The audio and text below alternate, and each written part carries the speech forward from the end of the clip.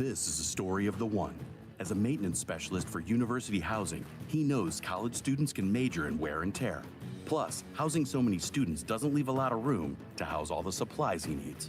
That's where Grainger comes in. With over 1 million industrial-grade products and fast, dependable delivery, Grainger carries the quality products he needs so he doesn't have to.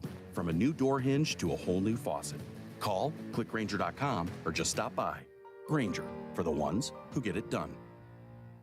Life insurance. Why are you putting it off? Can't afford it? Too much hassle? Think you don't need it? There's lots of excuses for putting off life insurance. But if you weren't there, who would pay the mortgage and other bills? With Ethos, you could be covered in 10 minutes and boom, family protected. Ethos, fast and easy online term life insurance. Up to $2 million in coverage with no medical exam. Some policies as low as $1 a day. Answer a few health questions and get your free quote at getethos.com. That's getethos.com. 30 seconds. Got it. Something amazing is happening in video conferencing. People are showing up in big ways. That's because CDW is building collaborative and connected video and audio environments with HP Poly. With noise block AI to silence distractions and group framing to highlight speakers, everyone on your team gets to shine. Make amazing happen. HP Poly and CDW. Learn more at cdw.com/poly.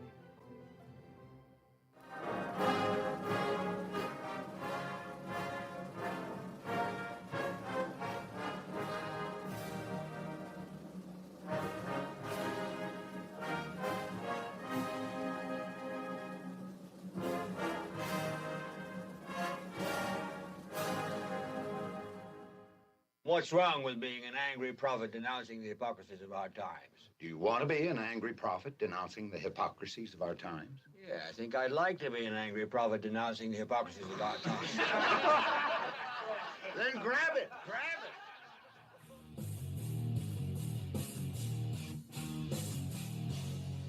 Yeah!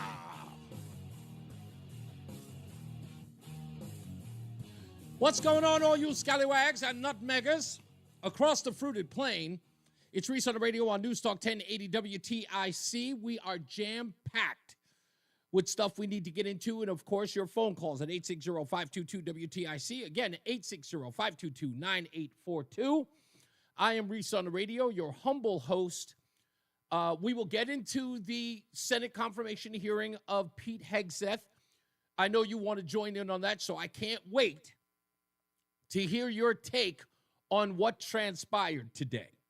I know people want to talk about Tammy Duckworth. That seems to be the only gloves that were laid on Pete Hegseth because, of course, that's what everyone's talking about because they refuse to talk about the embarrassment that was made of Senator Tim Kaine of Virginia and Senator Elizabeth Warren of Massachusetts. We will get into that. And the ultimate mic drop of, what's his name? Mark Wayne Mullen. We have got to give him his props today. He dropped several mics today that embarrassed everybody in the Senate, even making people chuckle. So we'll play all of that for you. Sound bites are always a huge part of the Reese on the Radio program. But I need to talk about something, a conversation that I had yesterday near the end of the show. And I was under the impression I was going to do one of the things that I'm going to try to do here at WTIC or anywhere that I work. And that is, I don't want to use the term reach across the aisle. I will say drag across the aisle. There is no reaching across the aisle. I will drag across the aisle people on the left to have a conversation, a common sense conversation about what the left is trying to do to this country in all aspects of where we live. Now, I said to my wife last night that the thing that I need to do is not do, and I said the one thing that I cannot stand about talk radio, I'm sorry, because as much as I talk about it, I love it, there are some things that I don't like. It's like everybody who's in the music business is like, hey, is there anything about the music business you don't like? And people will tell you. So we all have our problems about the business that we love.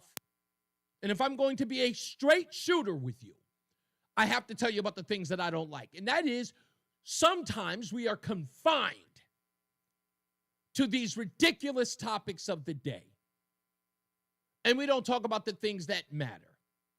And sometimes we have to move on from stories that matter. Like I believe, and I want to remember who it was who called in. I want to say Sean it was who called in yesterday, who said, what about all those stories that we just moved on from? And it does. It angers me that sometimes we are hogtied to talking about the current issues of the day. And sometimes because those issues are so important, or other issues become so important, the other things get pushed by the wayside. I try not to do that. So if there's anything about that, that's what I don't like about the media. I don't want to be constrained by whatever it is everybody's talking about in the headlines. We lose focus in doing that. And we don't handle the things that are dire to our republic. So back to my original thought. You heard, if you were listening to yesterday's show, I got a phone call in the middle of the show because I reached out to someone who has been in the news media. The news was very, very involved with this young man and his plight, the groundbreaking plight of this young man by the name of Reverend Darrell Goodwin. He called during the show. I grabbed the phone and I put it to the microphone. And I said, Reverend, we'd love to have you on the show today, or any other time for that matter. And I'm sure he's listening.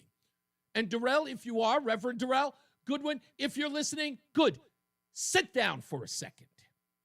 I'd like to say what I need to say, and I need you to hear it. Don't go anywhere.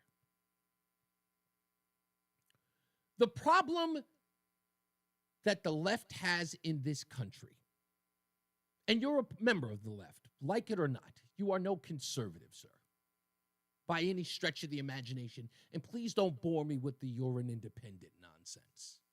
Don't bore me with that. But as a member of the left, you are a tyrant. And you make no bones about being a tyrant.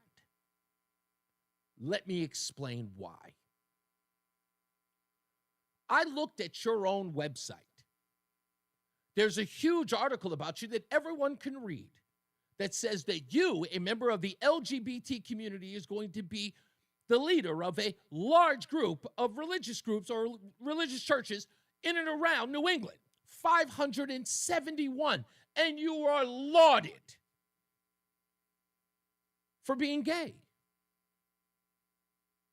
My response to you, sir, is, so what? I don't care who you sleep with. I don't care who your boyfriend or husband is. I don't give two damns. And neither does the congregation.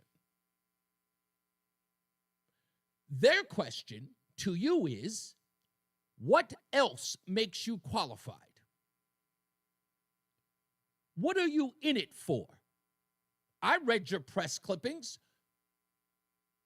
I don't see people of the clergy bragging about how many headlines they're in. Your job is to be selfless, to preach the word of God to your parishioners, to give them hope, is your job. It is not about you. It has never been about you. It is about the Lord Jesus Christ. Isn't it? Why are we bragging about who you are? I want to know about your leadership, about your faith, about how you get others to follow the faith. Not about tolerance and inclusion, about gay, lesbian, transgender people, because in that conversation, I don't hear any conversation talking about heterosexuals. In fact, there's no bragging about them. Not one press clipping. You see, the objective of inclusion is not having to point out who you're including. It's genius. Just love, preach the gospel, go home. Everybody's welcome. But you seem to be very interested, and the news media as well seems to be interested in who you have sex with. That seems to be all we're talking about everywhere. The reason why I wanted you here was not to talk about your boyfriend, husband, or the LGBTQ community. I wanted to talk about your track record on faith. I wanted to talk about what your sermons are filled with, how they give everyone hope, regardless of stripe. But you're a tyrant because the left is. The only thing you care about is your agenda. These stories about you have nothing to do with God. Because if it did, not one person would give you a headline. It's the one thing that they remove from their story. God, faith, Jesus Christ, the Holy Ghost. All of that is omitted from all of these conversations. They have no purpose in that. It's about, look at the infiltration we have into our traditional institutions. We got a gay man inside the Catholic Church. We got a gay man inside of Christianity, and he's going to lead them all. Hooray!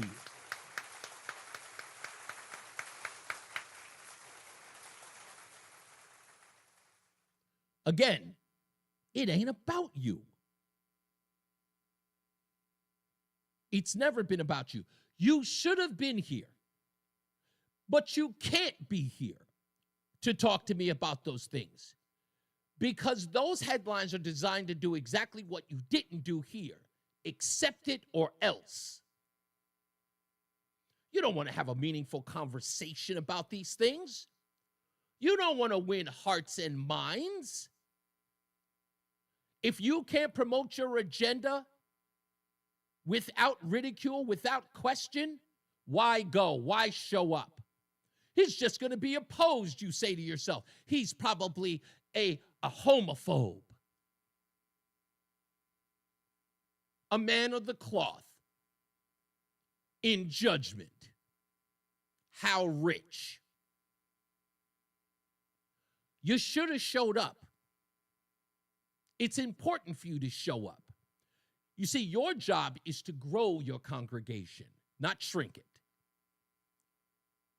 Your job is to pass on the faith, to inspire, not to run.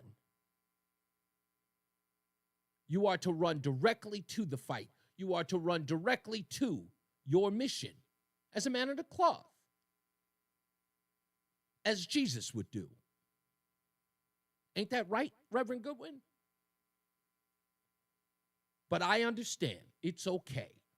You don't hurt my feelings by not coming on, but you hurt the opportunity for others to hear from you and to why this PR campaign about your sexuality is important to religion or to faith. To explain that. And none of you ever will. You have no intentions of doing so. We know that now. That's how tyrants rule. They push the narrative. They argue, they fuss, they fight, they demonize, they judge. Get on board or else. And I refuse. I refuse.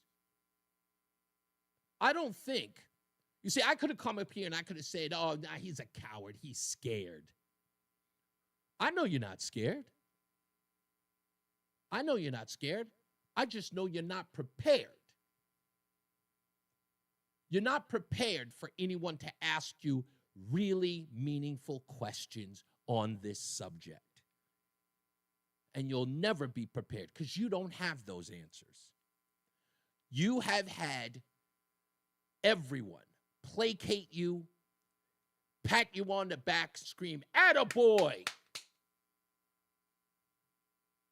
Way to stick it to traditionalism. He's one of us. You've never had to defend your position. Or maybe you have. But I haven't read any articles about it because you haven't posted them on your website. Where are your contentious confrontations? Where are the articles about pushback? Where are you going into the lion's den, meeting people where they are and talking about the importance of your plight and the plight of people like you? They're nowhere. And that's a shame. I'm only giving you this lecture because it seems that's what you're used to, giving lectures. I hope you'll reconsider. You have my cell phone number. You have my direct line. But if you don't show, that's cool. It doesn't harm me one bit.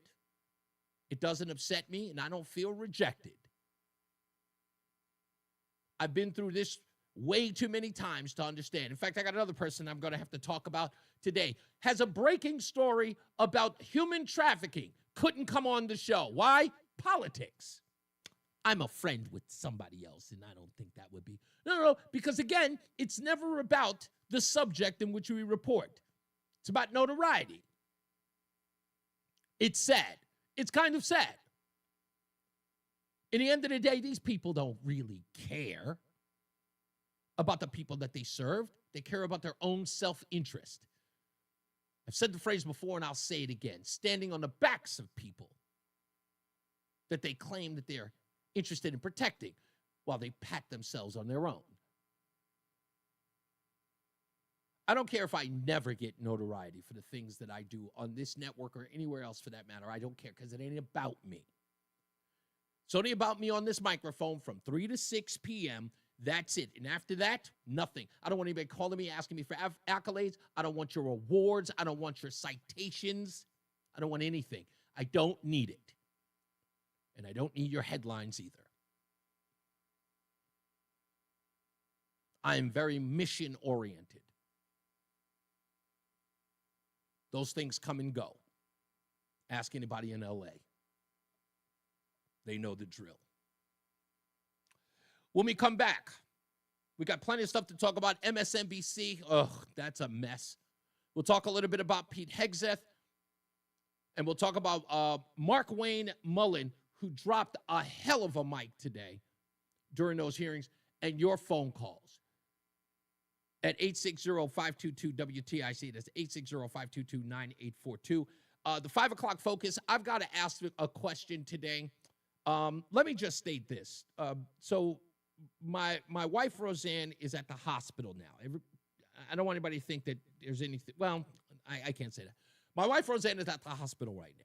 And she's at the hospital because her grandmother is at that moment.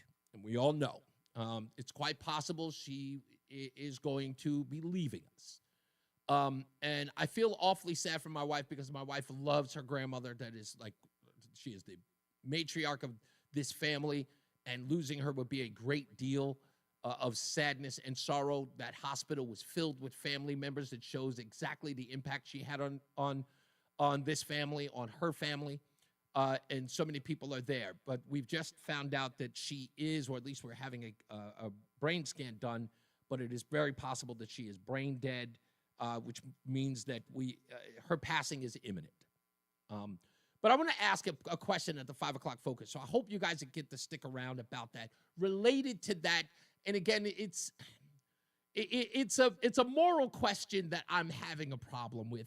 And again, I want to ask you about it. So I hope that you'll stick around or at least come back and join us for the 5 o'clock focus question.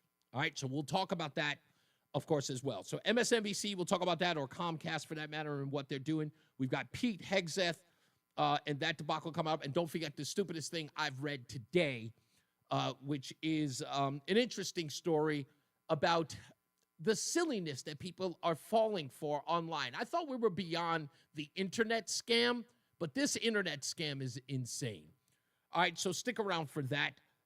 Yeah, that's pretty much it. That's all we've got going on today. So, of course, your phone calls at 860-522-WTIC. That's 860-522-9842. It's Reese on the radio on NewsTalk 1080 WTIC. Welcome to the new era of excellence. to Thank you, sir. Farmington. We're thrilled to announce that our transformative renovations are now complete, and we've truly taken it to the next level for our residents. Discover our stunning new spaces and indulge in 5-star amenities that redefine comfort and care. This is not the same Amber Woods you knew. Call us today at 860-387-9430 or visit amberwoodsof.com to schedule a tour and witness the remarkable changes at Amber Woods. We can't wait to welcome you. Local news can come at you fast. Want the latest on what's happening in your backyard? Download the free Odyssey app. Follow your local news station, and you'll get alerts on the top stories making headlines in your city. You can stay in the know, no matter what you're up to, and be among the first to find out when news breaks. Plus, keep tabs on weather and traffic, so you're never caught off guard. To get started, download the Odyssey app. That's AUDACY, and follow your local news station. Tom Shattuck here with a question. Was your goal to lose weight this year? If so, are you already down 16 pounds? That's a serious question because I dropped 16 pounds my first 3 weeks alone with Awaken 180 weight loss. That's how fast the weight can fall off when you choose the solution for weight loss. Each week you look at the scale and the number goes down and down. Every morning you wake up, you feel better and better. For me, I had huge spurts of energy. I still do. And my anxiety is totally gone. Experiencing those results, and given how easily Awaken 180 was, there was no way I wouldn't reach my goal, and I did. And so did my wife, Alice. She dropped 35 pounds. If you add it up between us, that's 115 pounds combined, thanks to Awaken 180 weight loss. Awaken 180 Weight Loss is the only weight loss program I know that puts their money where their mouth is. They're so confident in your success, they offer free support for life. A one-time investment in yourself for a lifetime of benefits. Online at awaken180weightloss.com. That's awaken180weightloss.com. Wesley Financial Group is not a law firm. If you own a timeshare, don't miss this public service announcement from Chuck McDowell, founder of Wesley Financial Group. If you receive an unsolicited phone call or mail piece to discuss selling, renting, or especially canceling your timeshare, don't fall for it. If you really want out of your timeshare, hang the phone up immediately or throw that mail piece in the trash and contact your timeshare resort or Wesley Financial Group for assistance with your timeshare. As the only Inc. 500 timeshare cancellation company, our knowledge, experience, and results has made Wesley a trusted resource for over 40,000 families we've helped get out of their timeshare. Give us a call, and I'll send you our timeshare exit information kit free with the straight facts about your timeshare and all of your options for cancellation. Call for your free info kit, 800-329-2121, 800-329-2121, 800-329-2121. And now, a WTIC news update. 3:30, good afternoon. I'm John Silva, WTIC 1080 News. Former Fox News personality Pete Hegseth before a Senate committee holding confirmation hearing on his nomination to head the Pentagon. President-elect Trump's other cabinet choice is expected to also face senators in hearings as the week goes on. A Monday night fire in Hartford has left over a dozen families displaced, 23 individuals in all. The blaze broke out in an apartment building on Weathersfield Ave. Some were hanging out of windows waiting to be rescued by firefighters with a ladder truck. 2 were treated for smoke inhalation. No word yet on a cause. There's been an arrest in connection with a shooting death of a teenager on a New Haven street last month. Police say the suspect is only 17. Daley Jackson was gunned down at Shelton Avenue and Huntington Streets on December 3rd. Police expected to have more to say at a Wednesday news conference. A woman is dead, 3 teenagers injured following a crash in New Fairfield last night. This happened at Ball Pond and Harvest Roads. Car carrying the teens collided with a vehicle driven by 62-year-old Diane Staub. She died. The teenagers sustained non-life-threatening injuries. A beefed-up firefighting force is staged around L.A. to attack flare-ups or new blazes. Anxious residents are prepared for more fire danger as strong winds once again kick up. WTIC News time is 3:31. Jason Catarina has the forecast. For the rest of our Tuesday afternoon, partly sunny, windy, and colder. The high of 35 will feel like it's well down in the 20s at best as we make our way through the afternoon. Partly cloudy, breezy, and cold tonight, too. The low down to 23. Still breezy Wednesday, sunshine, a few clouds, a little colder, the high 33. Then on Thursday, mostly cloudy, colder still, the high of 31 on Thursday. I'm meteorologist Jason Caterina in the WTIC Weather Center. All right, 31, partly sunny right now in Hartford. Half hour before the close, the Dow up 89 points, the NASDAQ down 117, S&P is down 12 points. For these stories and more, go to WTIC.com. I'm John Silva, WTIC 1080 News. I wish I'd gotten treated for my erectile dysfunction sooner. Men, I hear this all the time from our patients. This is Dale for Northeast Men's Health, and if ED is a problem in your life, resolve to get it treated today and stop having it affect you and the one you love. ED is simply a medical condition. It's fully treatable. And at Northeast Men's Health, we have treatments that are effective in well over 90% of cases, which means if you're like most guys, your ED will be a thing of the past. In fact, you could be having great sex within a day or two of your first appointment, and you'll also likely find you're performing like you haven't in a long time. It's the new year. Resolve to get your ED treated and change your life. Call us at Northeast Men's Health. Your initial visit is only $99 and includes blood work, a medical consult, and if medically advised, a test dose. And if that test dose doesn't work in the office, your visit is free. Call 800-930-5956 or go to northeastmenshealth.com. We have 5 offices: Salem, New Hampshire, Dedham, Marlborough, Woburn, Farmington, Connecticut. Northeast Men's Health, a Promedic restorative health practice. 2 minutes. Down there at QC Kinetics. That's Henry Hinton, feeling like his young, active self again after treatments at QC Kinetics, the nation's leader in regenerative medicine. I still have trouble walking down steps as I get older. And I've had one treatment so far, and I can already tell a difference in my Is the knee. doctor And part that of a treatment at congregation? QC Kinetics used Henry's own natural healing. Yes, sir. Concentrated and placed right at the... Yeah, he's like Dr. Reverend Peter. And will enjoy long-term relief without surgery or downtime. My knee is not hurting. I remember I was walking down some steps yesterday, and I thought, wow, this is not hurting when I walk down steps. I'm all in on it. I'm all in on QC Kinetics. It's time to wind back the clock. Yeah, it's funny. When we did go to church more often, Start with we go to a congregational church. And the pastor's funny because her husband's Jewish. Oh, wow. So, like, every once in a while, like, he comes to the services and she always rags on him because she's like, it's great. We get separate days off. We don't have to spend any time together. Now the party is over. Are you left thinking, will the new year bring new opportunities? Or just the same old questions? Familiar patterns? Missed opportunities? At California Psychics, we can help you start the new year with your sights firmly on new horizons. Whatever your goals and unique life situation, our psychics will surprise you with their ability to offer unique insight that'll help you move forward. We only connect you with the very best. It's why 98% of the psychics who apply to work with us don't make the grade. And why we can guarantee if your reading isn't life-changing, it's free. Download the app or connect with us at CaliforniaPsychics.com. Right now, new customers receive 20 minutes for just $20. A new you awaits. Experience the joy of certainty. Here we go. Psychics. It's Reese on the radio. Ask your doctor if common sense is right for you. On News Talk 1080 WTIC. Speaking of asking your doctor if Reese on the radio is good for you, on the lines, 860-522-WTIC, 860-522-9842, we have the special privilege of speaking to Dr. Peter. And before I say anything, Dr. Peter, you are a reverend pastor? What's your role? I'm a pastor. You are a pastor. Is it okay to say which church? Yes, absolutely. First Baptist Church of Woodbury, Connecticut. Okay, all right. So, Dr. Peter, I'm assuming you were opining about my opening monologue with regards to Darrell Goodwin, Reverend Darrell Goodwin. What's your take? Well, first of all, I want to commend you for having the fortitude to say what you said, which is correct. And the second thing I'd like to say is this. We've gotten away from the Bible. And the Bible's the standard. And this man calling himself Reverend, God says my name is Reverend, first of all. Okay, so he's stolen God's name. That's the first thing. The second thing is this. We've gotten away from the book. And the book says it's an abomination for a man to lie with a man. It is something that God frowns upon.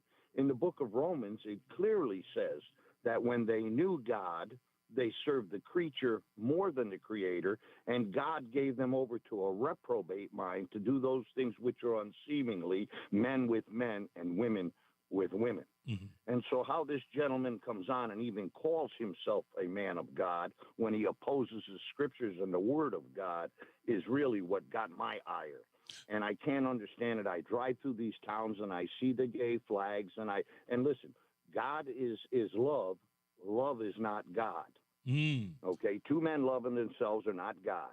God created man and woman to procreate, and you cannot procreate, and so they've confounded, and they're already under the judgment according to Romans, and that is the judgment. He's given them over to a reprobate mind to do that which is unseemingly, men with men and women with women.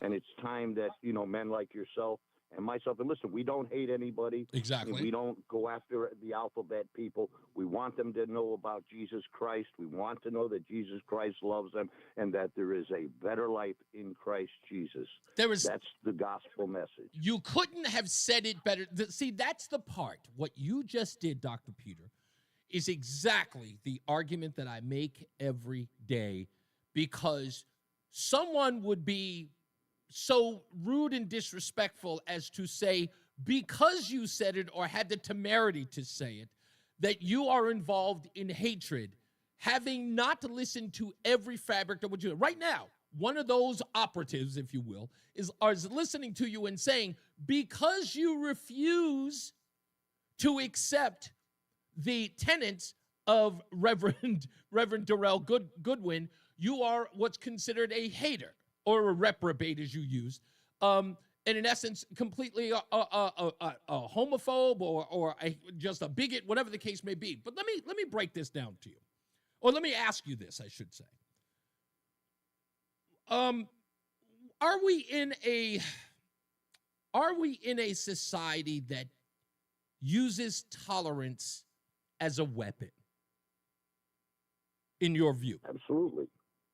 Not only uses it as a weapon, but uses it to promote their own sin. Okay, beautiful. Let me ask you this. And again, this is what I find the most fascinating. You being a man of the cloth, and I'm probably going to do, I apologize, because brevity is the soul of wit, so I may go long-winded here, so I apologize. One of the biggest arguments I had a couple of years back, I'm working with a client who is a lawyer for Washington. And I own a moving company. So in the moving company, she had to ride in the truck with us because in D.C., you don't own a car, and she didn't have a ride to get to her place in Fredericksburg. So we're driving. It's about an hour and a half drive. Now, this woman is an attorney. She, again, passed the bar. And I asked her this question about religious freedom and about the rule of law, and lastly, about equal protections under the law. And on the argument of homosexuality, I said, if a Christian, a Catholic, decided not to serve a person based upon their sexual orientation, would she deem that person violating some law? And she said, yes, it was intolerant, and that person should be made to perform whatever duty it was for that particular person, regardless of their religious belief. And that's the end of it. And then I said to her this: if the same industry was run by a Muslim, and that person who is gay or homosexual or whatever went into them and asked them to work, to do a particular job for them, and the Muslim refused because of religious faith, would that person be in violation of the same thing that you just said the Catholic was or the Christian was? And she paused, and she went, well, not so much for the Muslim. And I went, whoa, wait a minute. Why is that? And then she proceeded to say this again, and I made it clear. And I said, equal protections under the law, especially religion. She said, because the Muslim is a much more protected class than the Christian or the Catholic. In your experience, what do you think that has to do with? Where do you think that mindset comes from? Well, I think, it's the minority rules. I think that I think the problem we have is that Christians have been marginalized, and we've been marginalized and mocked, and that's a satanic plot. You see the movies where they have the perverted the pastor running around with a Bible chasing prostitutes and that kind of thing. This is something that's progressive, and it started. That's where it started. But I think that most people that I deal with who are Christians, true Christians, there's people calling themselves Christians. There's all kinds of people out there today that label themselves Christians that really don't even know who the Lord Jesus Christ is. And in order, you have to know the book. If you're not reading your Bible, then, that's the Word of God, and that's how you have a relationship with God.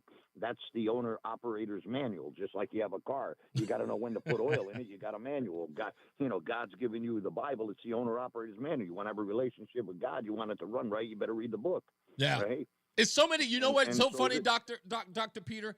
There are so many, as you described that, there are so many pin-carrying Christians out there who wear the pin. It's like they don't have to do anything else but wear the pin. See, I'm a Christian. I have the pin. It has nothing to do with actually following the tenets of. I use Nancy Pelosi and President Joe Biden as perfect examples. Here are two people who cannot stop telling everyone that they are devout Catholics as they promote the murder of children.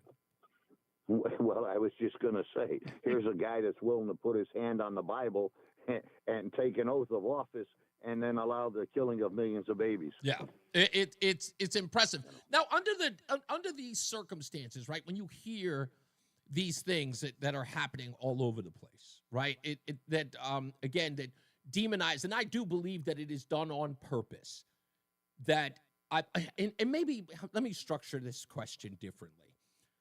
I feel like the Catholic or Christianity overall has been so badgered by scandal in the past. They used the Boston, scandal with, of course, with minors, and they've used the Crusades, if you could believe that, as a cudgel to diminish the veracity or the tenets of Christianity, while other religions are allowed to flourish in their structure. Christianity has been made to be pushed back upon, or there's always a crossing of the line. And I've watched more people of the Catholic and Christian faith acquiesce to this pressure. Why do you think that is? Well, I think that first of all, they're not very faithful people. But here's the problem that we're seeing in these churches and Christianity. First of all, the gospel's not even being preached. Men are not calling sin from the pulpit. There's no conviction of sin. And so these folks can have a entertainment religion. In California, I spent 10 years in San Diego, and you can go out to San Diego. I had a church there, and you could go out there and you can go to a Mile McPherson's, and you can get rock and roll on one side, country western on the other, Starbucks, and, it's become entertainment today. They're not going to church to worship the Lord Jesus Christ. The purpose of going to church is to meet with your God and to hear what the man of God has to bring forth from the Lord through the Holy Spirit, from the book, the message for the people, for the weak. And so what they've done is, if I can get away from that, then I can anthropomorphisms. I can make God more like me. And instead of God giving me my attributes, I'm going to give God my attributes. Wow. And that's what the problem is in Christianity. And we don't have preachers that are out there that are willing to, fight the fight. I've had preachers in North Carolina, they've poisoned their dogs and put sugar in their gas tank and stuffed up their vents and, for preaching the gospel, because they're preaching what the Bible says and people won't tolerate. They're comfortable in their sin. Yeah. But you know what? I think that, and I wish there were more people like you who stood up. I know there are some people who are fearful to even speak, to even acknowledge that there is an attack on Christianity in this country. There's an attack on Catholicism in this country, if not the world. And people have either been silent about it or who have egged it on, if you will, and celebrated that demonization of religion in this country, as long as it doesn't affect others. As long as it doesn't affect other religions. But Catholicism and Christianity writ large, those are the ones that are easily attacked. So I commend you for standing up for your faith and refusing to back down. And I believe that any true hero is measured by not the fact that he runs towards the fight, but he inspires others to do it as well. Well, I want to thank you, but I want to just give you a quick history of this. I wasn't always a good person. I was a very bad person. I was what the Bible described as naughty. I was a vicious human being. I ran with wise guys. I was a bodyguard. I was a chauffeur. I had no respect for human life or anything. I served 26 years in prison. In prison, the Lord called me. He changed my life and he revolutionized it. I got out of prison. I planted a church. I married my childhood sweetheart. I earned a doctorate in religious education. I have a doctorate in world religion. And I have a prison ministry with 70 prisoners. 40 of them are studying for associate's degrees in theology, which I have taught on CDs. And I'm working now on a bachelor's degree for the prisoners and others. I also have the church and a Thursday night Bible study. And I have a Bible Institute. And so these are things that God has shown me. I know that the Lord can change a human's life, and it has to be done. It's done through the Spirit of God to change a man's heart, to take away that heart of stone to a heart of flesh. And, I have my challenges, of course, and everybody does, because being an ex-felon, my biggest problem is probation. I've helped a lot of guys coming out, and the Department of Corrections and Probation has targeted me for helping these guys. And they've been after me relentlessly. But, the Lord's taking care of me. But I just want to say that, this is the problem with Christianity is that instead of being a strong Christian and realizing that you are a child of God and the Lord's going to protect you, they don't understand that even in the Roman Empire, the Christians were looked down upon and they were frowned because they were not the populace, they were not the wealthy, they were not the most intelligent and the richest people. And so the Roman Empire, those people despised the Christians for that because they were base men. But that's who God called, and you can read that in Oh, no, I know it well. I know it well, Dr. Peter, and I'm so glad you mentioned that, too. It was one of the things that I forgot to mention, but you're right. You're on point, sir. You are on point. Dr. Peter, thank you so much for coming on the program and calling up and talking about this. It has been a pleasure to speak with you. It's been an honor to speak with you, and I keep doing what you're doing because you're reaching people, and that's what they need, edification. They don't need the education because the education only lasts a lifetime, but this edification will last them to eternity. Thank you, sir. Thank you very much. Thank you, Dr. Peter. God bless you, sir. Oh, wow. For me, awe-inspiring. I love every bit of it. Give us a call, 860-522-WTIC, 860-522-9842. Like I said, in a bit, we're going to talk about MSNBC. Right now, that sell-off is happening. The president of MSNBC has already stepped down. We have to get to that. Stupidest thing I've read today is involving Brad Pitt. If you haven't heard, Brad Pitt is involved in a scam that has cost somebody hundreds of thousands of euros. And I can only call it a sucker born every day. And we'll also talk about the Pete Hegseth hearing today and the mic drop of Mark Wayne Mullen today. We'll play all that audio and so much more. So don't go anywhere. Reese on the Radio returns after these messages. Holler. UConn fans. You're clear. Sports injuries. Do you know where the Huskies go? UConn Health, Connecticut's public academic medical center. Our doctors advance research and train future generations of healthcare experts. All while offering the latest in injury prevention, treatment, and performance improvement for athletes, for everyone. When it comes to UConn athletics, our physicians are their physicians and should be your physicians too. Make their doctors your doctors. UConn Health. Learn more at health.uconn.edu. Not all products are available in all 50 states. Compounded products are not FDA approved nor verified for safety, efficacy, or quality. Wegovy and Ozempic are not compounded. Prescription required. Restrictions apply. See website for full details. Why try Hims for weight loss? If you're interested in personalized prescription options, including Ozempic, Wegovy, oral medications, and compounded GLP-1 injections, and the support to see real results, you might like it. Why try Hims to regrow hair? If a range of treatment options made with clinically proven ingredients like minoxidil and finasteride for thicker, fuller hair in 3 to 6 months sound good, you might like it. Why try Hims for ED? If you've been looking for access to doctor-trusted treatments like Viagra, Cialis, and their more affordable generic counterparts, you and your partner might like it.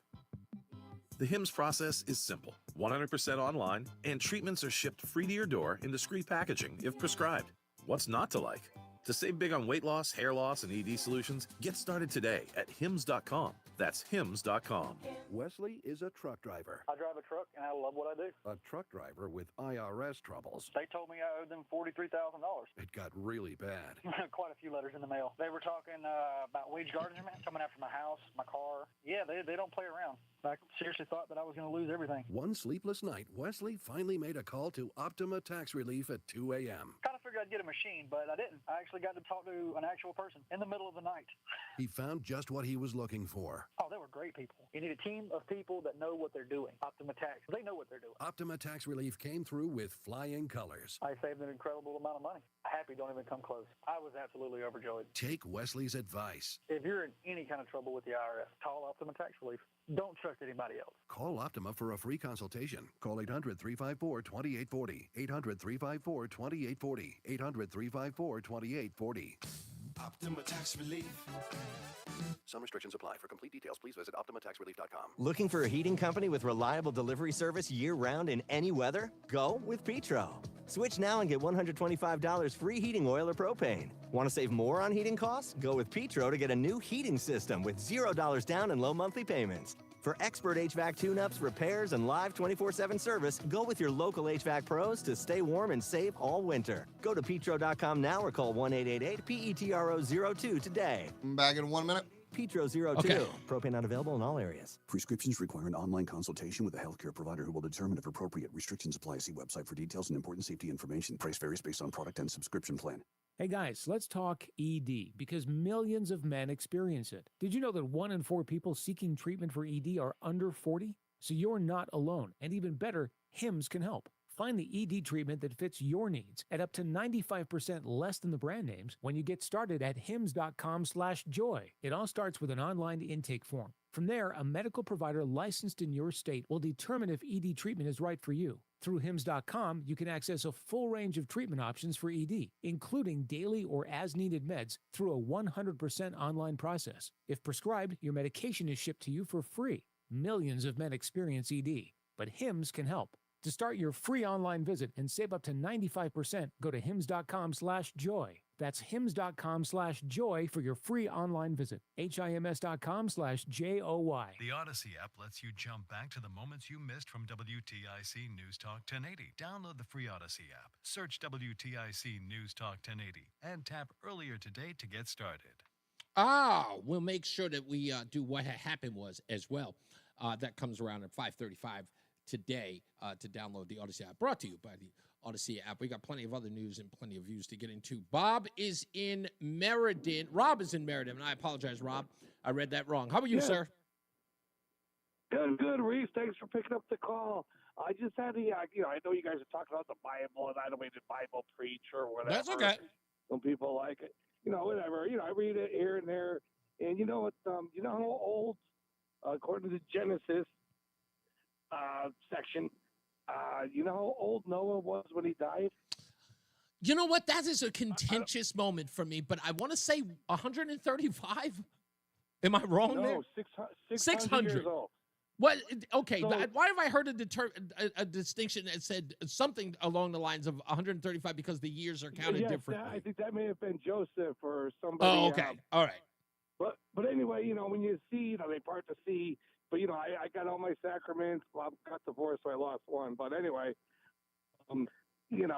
that's sometimes you hear things like that. I could sometimes see why people are skeptical. Mm-hmm. But the other reason why I called, I know you got a lot of people that call in, which is great. Did you see the video of the incident in the high school game or something it was where a guy got hit by a car? Yes, I did. He was. Now, what would you do though? What would you have done if you were the driver, or say whatever happened? I don't think the guy stole his wallet, or there was confrontation evidently. I got to put it to you this way: in the incident where someone is coming towards your car, right? He's standing there. First of all, that's a vulnerable position. You're in a vehicle that could very well kill somebody. Whether you're in the right or the wrong, you are driving a car into a human body. That is always, doesn't matter what the circumstances were, you were always going to look, unless that person pulls out a weapon. In the snow. Exactly. In the ice and snow, Unless we you're visit. going to stay in the front. Right. If we had visibly saw like the person pulling out a gun in that situation and he used his vehicle to deter that attack, without question, I've got nothing against that. But we know that wasn't the case. He hits that man full on, and he's got it. So the way the man took the stance almost looked like he was like military or something. Right.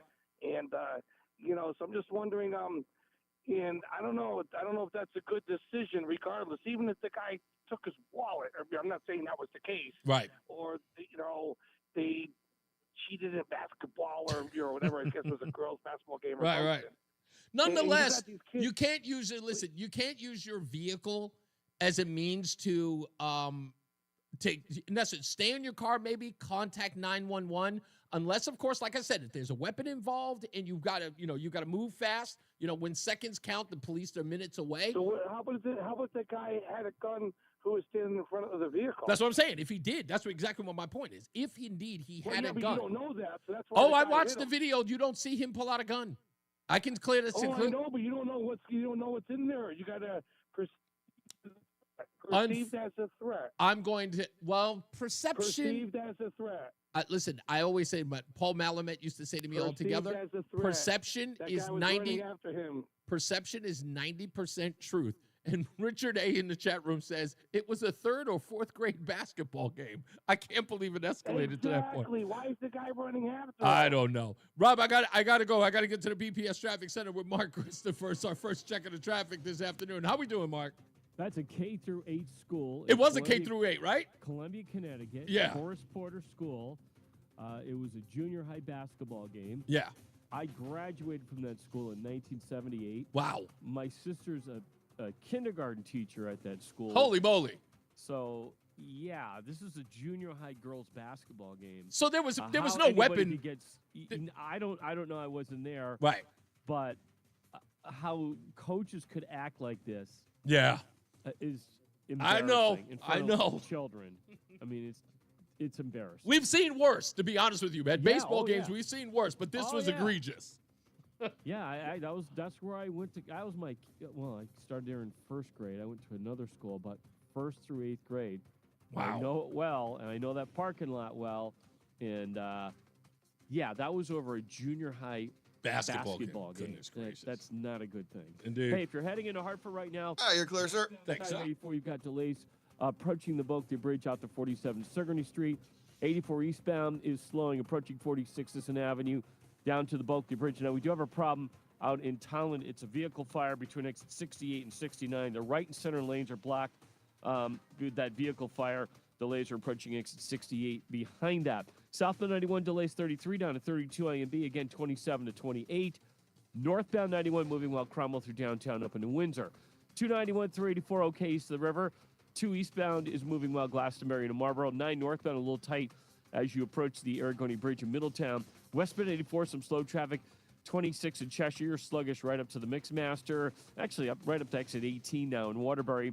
If you are traveling toward New Haven, southbound 91 delays from 8 in toward the 95 interchange. 95 southbound, you're slowing from 46 down to 43 in West Haven.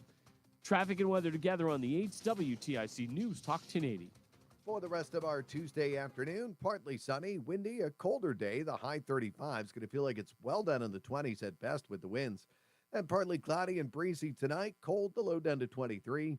Still breezy Wednesday, sunshine, a few clouds. The high of 33 is going to feel like it's down in the 20s with the breeze. Then mostly cloudy and colder still as we head into Thursday, the high of 31 on Thursday. I'm meteorologist Jason Caterina in the WTIC Weather Center. WTIC is 99 and throwing a year-long celebration to 100 years on the air. This is WTIC and WTIC FM HD2 Hartford. Always live on the free Odyssey app. 401, good afternoon. I'm John Silva, WTIC 1080 News. Some tense moments at the confirmation hearing for Pete Hegseth. President-elect Trump's pick to head the Department of Defense Senators pressed him on sexual assault allegations and his views on women serving in combat roles. Correspondent Nicole Killian. He did speak pretty extensively about potentially changing some of the policies at the Pentagon when it comes to issues of DEI. He made very clear that he believes standards are important, that standards shouldn't be changed to try to fulfill quotas. Now, Senate Armed Services Chair Roger Wicker said the fact Hegseth is an unconventional pick is what makes him an excellent choice. Police in New Haven with an arrest in connection with the shooting death of a teenager last month on a city street. Detectives say a 17-year-old is now facing charges in the death of 17-year-old Daley Jackson. Jackson was walking in the area of Shelton Avenue and Huntington Street on December 3rd. That's when police say the suspect opened fire, killing Jackson. His death came less than 2 weeks after a 16-year-old was shot to death on Goff Street. Police and the Jackson family expected to have more to say at a news conference on Wednesday. While Governor Lamont has declared the state economy to be strong, a coalition of labor groups disagrees. Connecticut for All introduced its equity agenda earlier today, saying too many residents are struggling. Democratic State Representative Jillian Gilchrist of West Hartford says when it comes to equity, Connecticut falls short. To say that our state is doing well financially is tone deaf. And it's an insult to our residents. Bond ratings, corporate profits, these shouldn't be our indicators of success. We need to invest in our people. Connecticut for All is calling for tax hikes on the wealthy and major investments in education, affordable housing, and health care. President Biden is lifting the designation by the U.S. of Cuba as a state sponsor of terrorism. According to senior administration officials, the president will inform Congress today that he's seeking to remove Cuba from the State Department state sponsor of terrorism list. They said an assessment has been complete, which provided no evidence to support the current designation, which was put in place by Donald Trump during the final days of his first term. Correspondent Stacy Lynn. There's one issue as some highways in Connecticut, such as routes 2 and 11, have new numbering. New federal guidelines have the numbers matching mile markers as opposed to the old sequential system. But GPS systems haven't updated the numbers that have been changed, leading to confusion in some instances for drivers. The ball's in their court, and there's time to update the numbers over time, says the DOT's Josh Morgan. The good thing about the federal mandate is that there wasn't a timeline attached to it. So we are replacing signs when they're at their end of their useful life.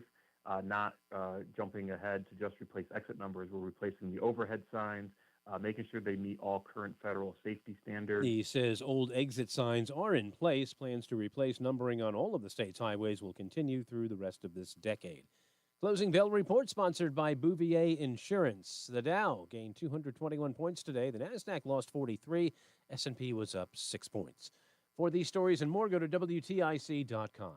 I'm John Silva, WTIC 1080 News. Hi, I'm Joe with SimpleSaleUSA.com, and I buy houses cash. If you own a house and want to sell it fast at a fair price, call me at 203-896-4000. I can pay cash and close in as little as 7 days. I buy houses in any condition, any price range, and more importantly, anywhere in Connecticut. I'm a private real estate investor who buys several houses a month, and I want to buy more. I buy inherited houses, divorce houses, behind in payment houses. I even buy my tenant won't pay me the rent houses. Do you own a house that is trash and needs thousands of dollars in repairs? Great, because I love buying junk houses. I buy vacant houses, abandoned houses, condemned houses, and even foreclosure houses. If you own a house and want to sell it fast, call me at 203-896-4000. That's 203-896-4000.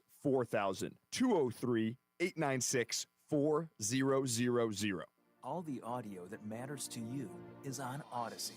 Odyssey has news that hits home in your local area and around the country. Get local news, traffic, and weather from stations near you. Get national news from CNN, Fox News Radio. 30 seconds. And explore the biggest news podcasts. Ready to go. Like The Daily Punch, Pod Save America, and The Daily, AUDACY. Find all the news that matters to you in a universe of audio. Odyssey. If better health, more energy, and detoxing your body are some of your priorities this year, get Active Liver today and start the year off knowing you're giving your liver some well-deserved relief. You can find Active Liver in stores at your local CVS or online at Amazon or newnordicusa.com. Stay locked in. Reese on the radio is on WTIC News Talk 1080. Oh, I did that wrong. This could very well be the stupidest person on the face of the earth. Do I look that stupid? Yes, you do. This story is absolutely bizarre by any means.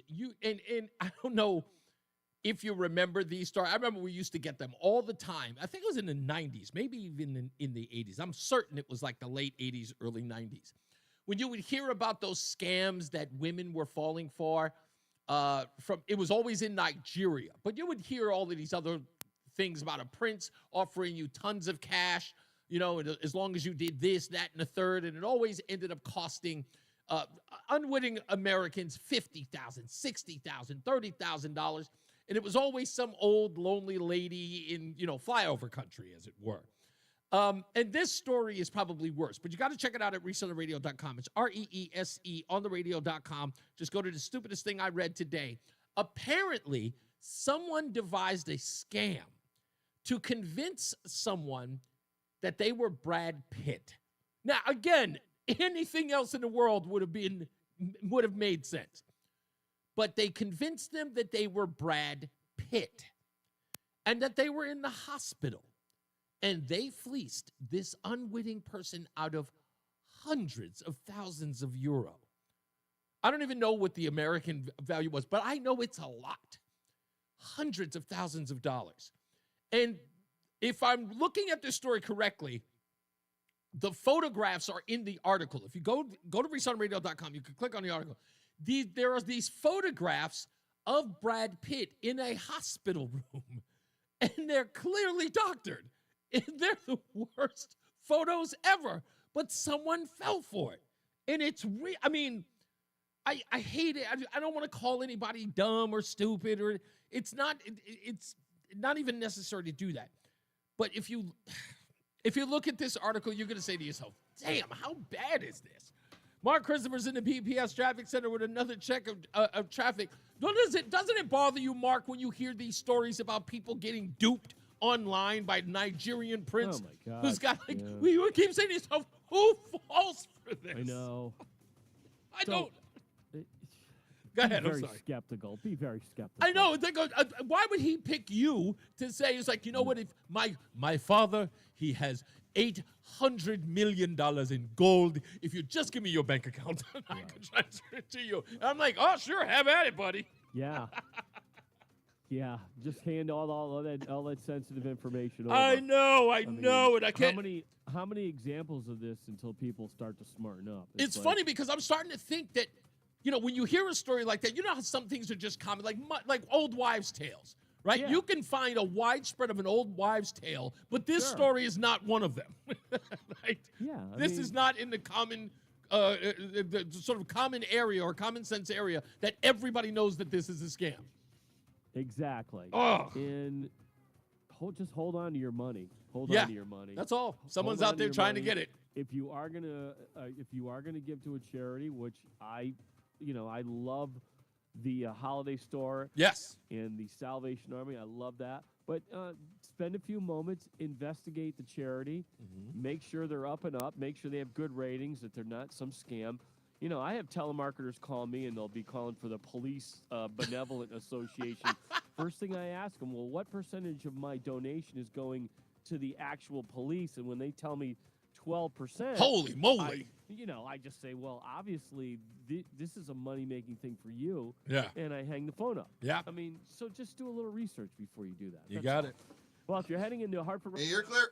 Thank you. Westbound 84 is tied up approaching the Bulkley Bridge up to 47 Sigourney Street, 84 eastbound, slowing about a half mile before 46 Sisson Avenue to the bulk of that earlier vehicle fire out in Townsend's been cleared off of 84 East. Southbound 91 slows 33 to 32, again 27 to 28.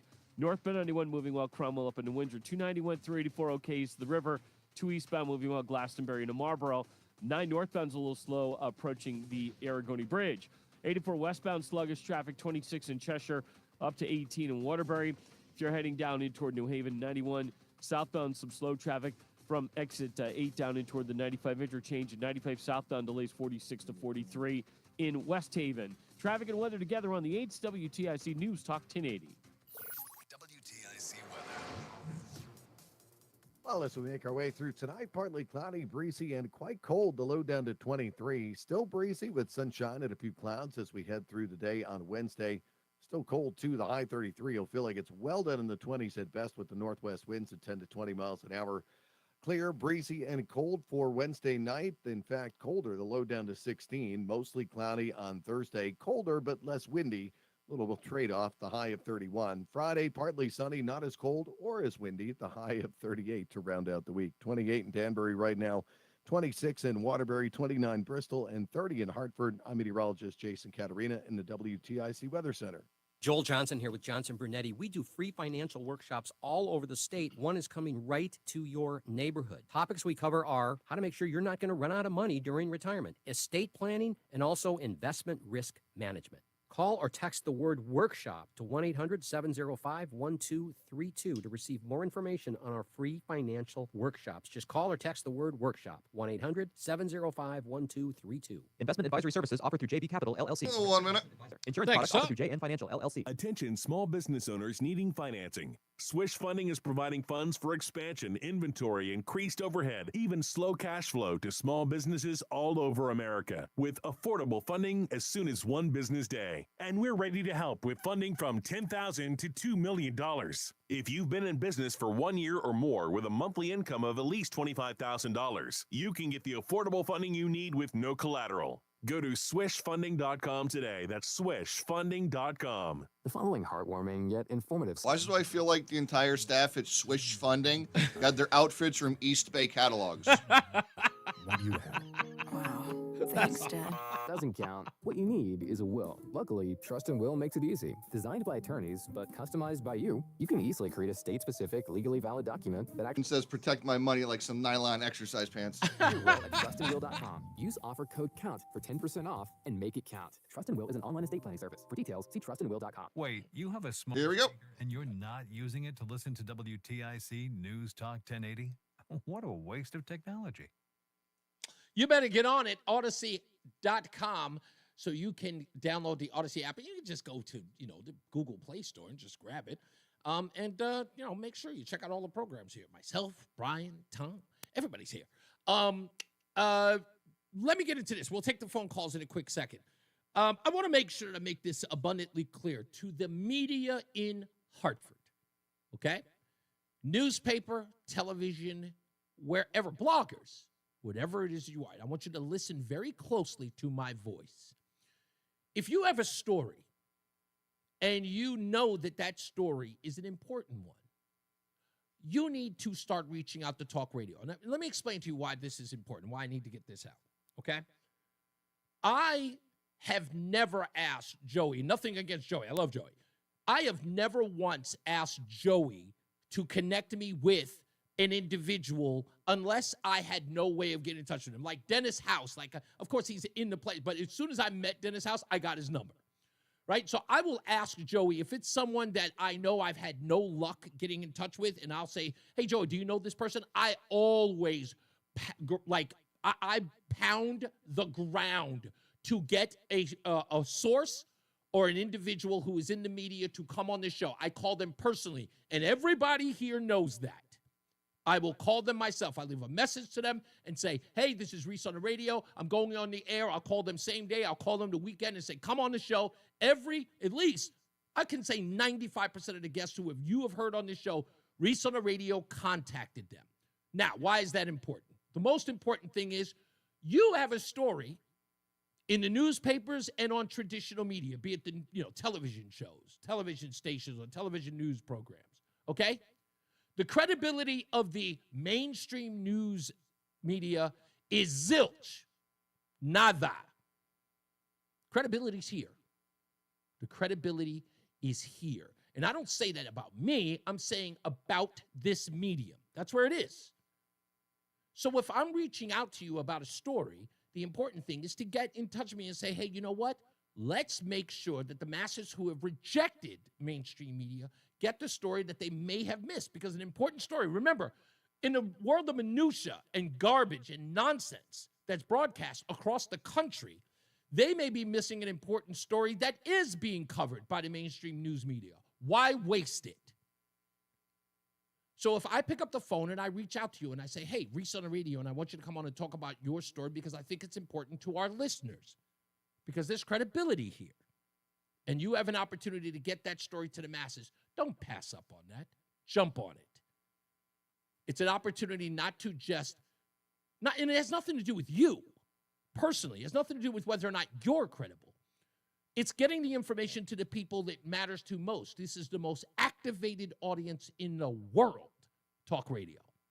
The most activated audience in the world. They don't just consume the info, they respond to it. So get on the phones. If you heard Reese on the radio's calling you, call me back. If not, just contact WTIC and contact Joey and say, hey, Joey, would that guy Reese like to hear my story so I can come on the air and talk about it?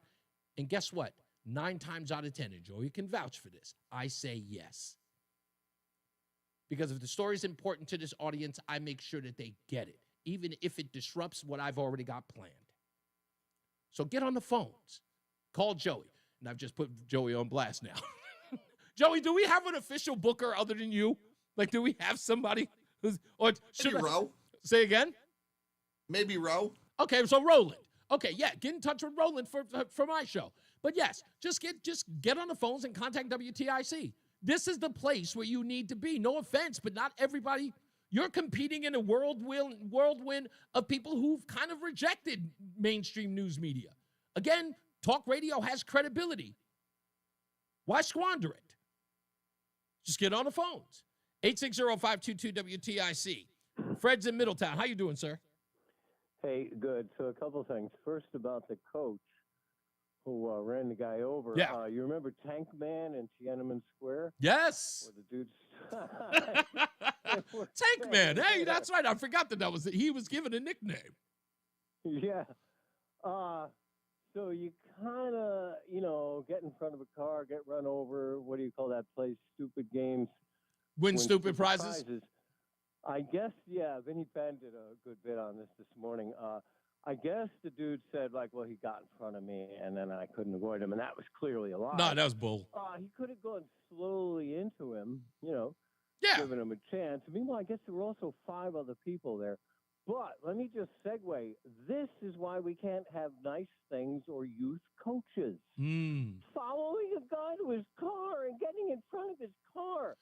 Yeah, I didn't understand that. The immediate, I would put it this way, Fred. The importance of having to confront him instead of letting it go. Cooler heads did not prevail in this scenario. Allow him to leave and let it go. Right? This looks like a confrontation in one case that must happen. We must have this confrontation here. And 2 individuals, again, and I think, what was it earlier, someone said, this was more about themselves. Oh, Mark Christopher. This was more about themselves than the children, the impressionable children who witnessed it. I mean, running a guy over with kids in your car is a pretty harsh move. Exactly. I suspect he wasn't so scared. But now back to matters of cowardly preachers or whatever. I tell you, the problem with the LGBTQ, and this is Chris Markowski, the watchdog of Wall Street, said this the other day, and I said, bang, it's the T. Real quick, yeah, they're trans. Yeah. Man, that's like a little too far. Real quick about sin and stuff. Okay, so a murderer judges an adulterer who judges a thief. Go around that a couple times. And then the 3 of them get together and judge the homosexual. And I got to believe that the God, have you ever heard the expression a peck of dirt between cradle and grave? Said you kind of went out when you said the first word. Is it peccadillos, did you say? No, a peck of dirt. Oh, peck of dirt. Cradle and grave. Yeah, in other words, you're going to a little cocaine, a little whiskey, whatever. Well, I got to believe the God of the New Testament might even go for a peck of Leviticus between cradle and grave. And then just next time Frank is on talking about Leviticus, ask him if a woman laying with a woman is as much of an abomination before the Lord as a man laying with another man. there was this Liberace. He had a houseboy who it was bad enough, but then Lee had plastic surgery. He made his houseboy look like himself. Ah, and then the thing really I do remember that. Yeah. I was working at a 7-Eleven, and I used to devour the periodicals, so I knew that story. You were much like me when I worked at a grocery store. I was a bagger at a supermarket, and those things, the National Enquirer and the Star, those things were just. We'll talk about reading material. Well, it was a fringe benefit. While you're there, you sampled that. It wasn't just a job. All right, thank you. You got it, sir. Thank you. Ralph is in South Carolina. How we doing there, Ralph? Good, Reese. First thing is, I'm not one of the masses. Okay. I'm an individual, unique human being, just like you are. Indeed. I'm not part of a herd. Okay. And I think that's a phrase that the communists use, but I think as Americans, we have to respect each other as individuals. I think so. Okay, just wanted to throw that out. Main reason I called is who wins the Hypocrite of the Day award. Do you think it's? I think it's Tim Kaine of Virginia. No, I think it's Richard Blumenthal. Oh, I didn't even get to him. No. Do not steal my thunder. I got that. I was getting text messages about him all day. Exactly. And, to watch those Democrats, if those were Republicans or those were Democrats that did the same thing, what do you think they'd be doing? They'd be praising him. Yeah, exactly right. This is, I think, what the American people got fed up with, and this is part of the reason they got their butts kicked. Oh, without a doubt. Nothing but a bunch of hypocrites. Pete Hegseth said he's not a perfect human being, just like you, just like me. Indeed. And God knows we've made our share of mistakes in life.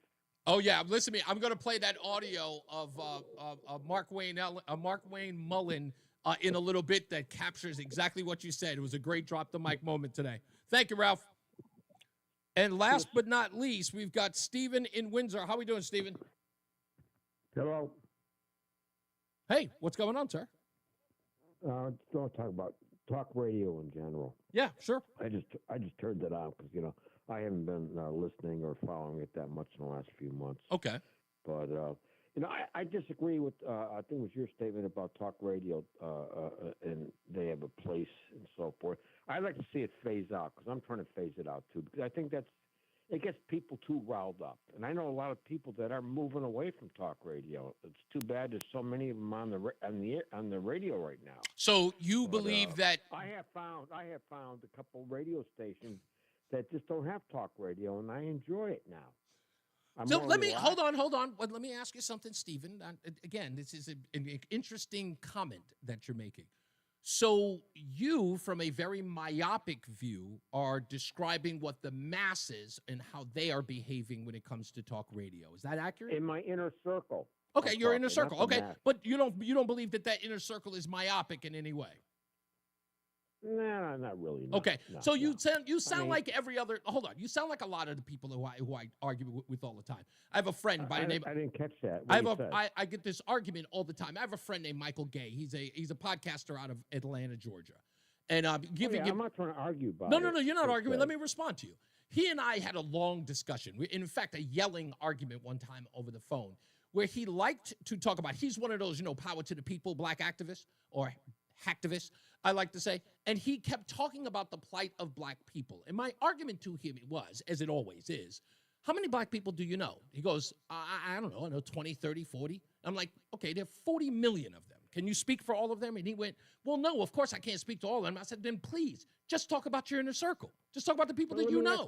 Let me ask you this. Let me ask you this question. Yeah. As far as people know what your program's all about, people know what the other programs are all about. So you're not really swaying the voters. How do you know? You're just talking. I have evidence otherwise, Stephen. In fact, I have confirmed. Steve, Stephen, you don't even listen to the show, and yet you're telling me exactly what I do. I listened to it long enough. So what does that mean? And you're listening to it long enough? Wow, I hope scientific theory is completely reduced to that ideology. I've studied it long enough. I'm a pro now. Come on, Stephen. You're Do too- better. You're too fucking loud. And there he goes. It's always that. All right, I'm sure that we caught that anyway. It's the usual suspects. Anger, vitriol, don't see it my way. Do you understand what I'm talking about in the opening monologue? Tyrants. It's not a discussion. It's not a conversation.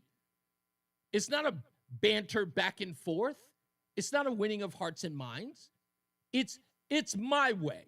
The way I see it is the way that I see it. And if you see it otherwise, you're either lying or disingenuous, which is just a fancy way of saying lying.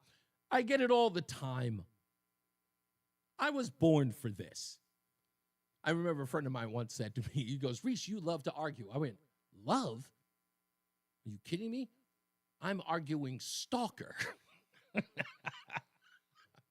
I more than love arguing. I'm obsessed with it. I was born to argue.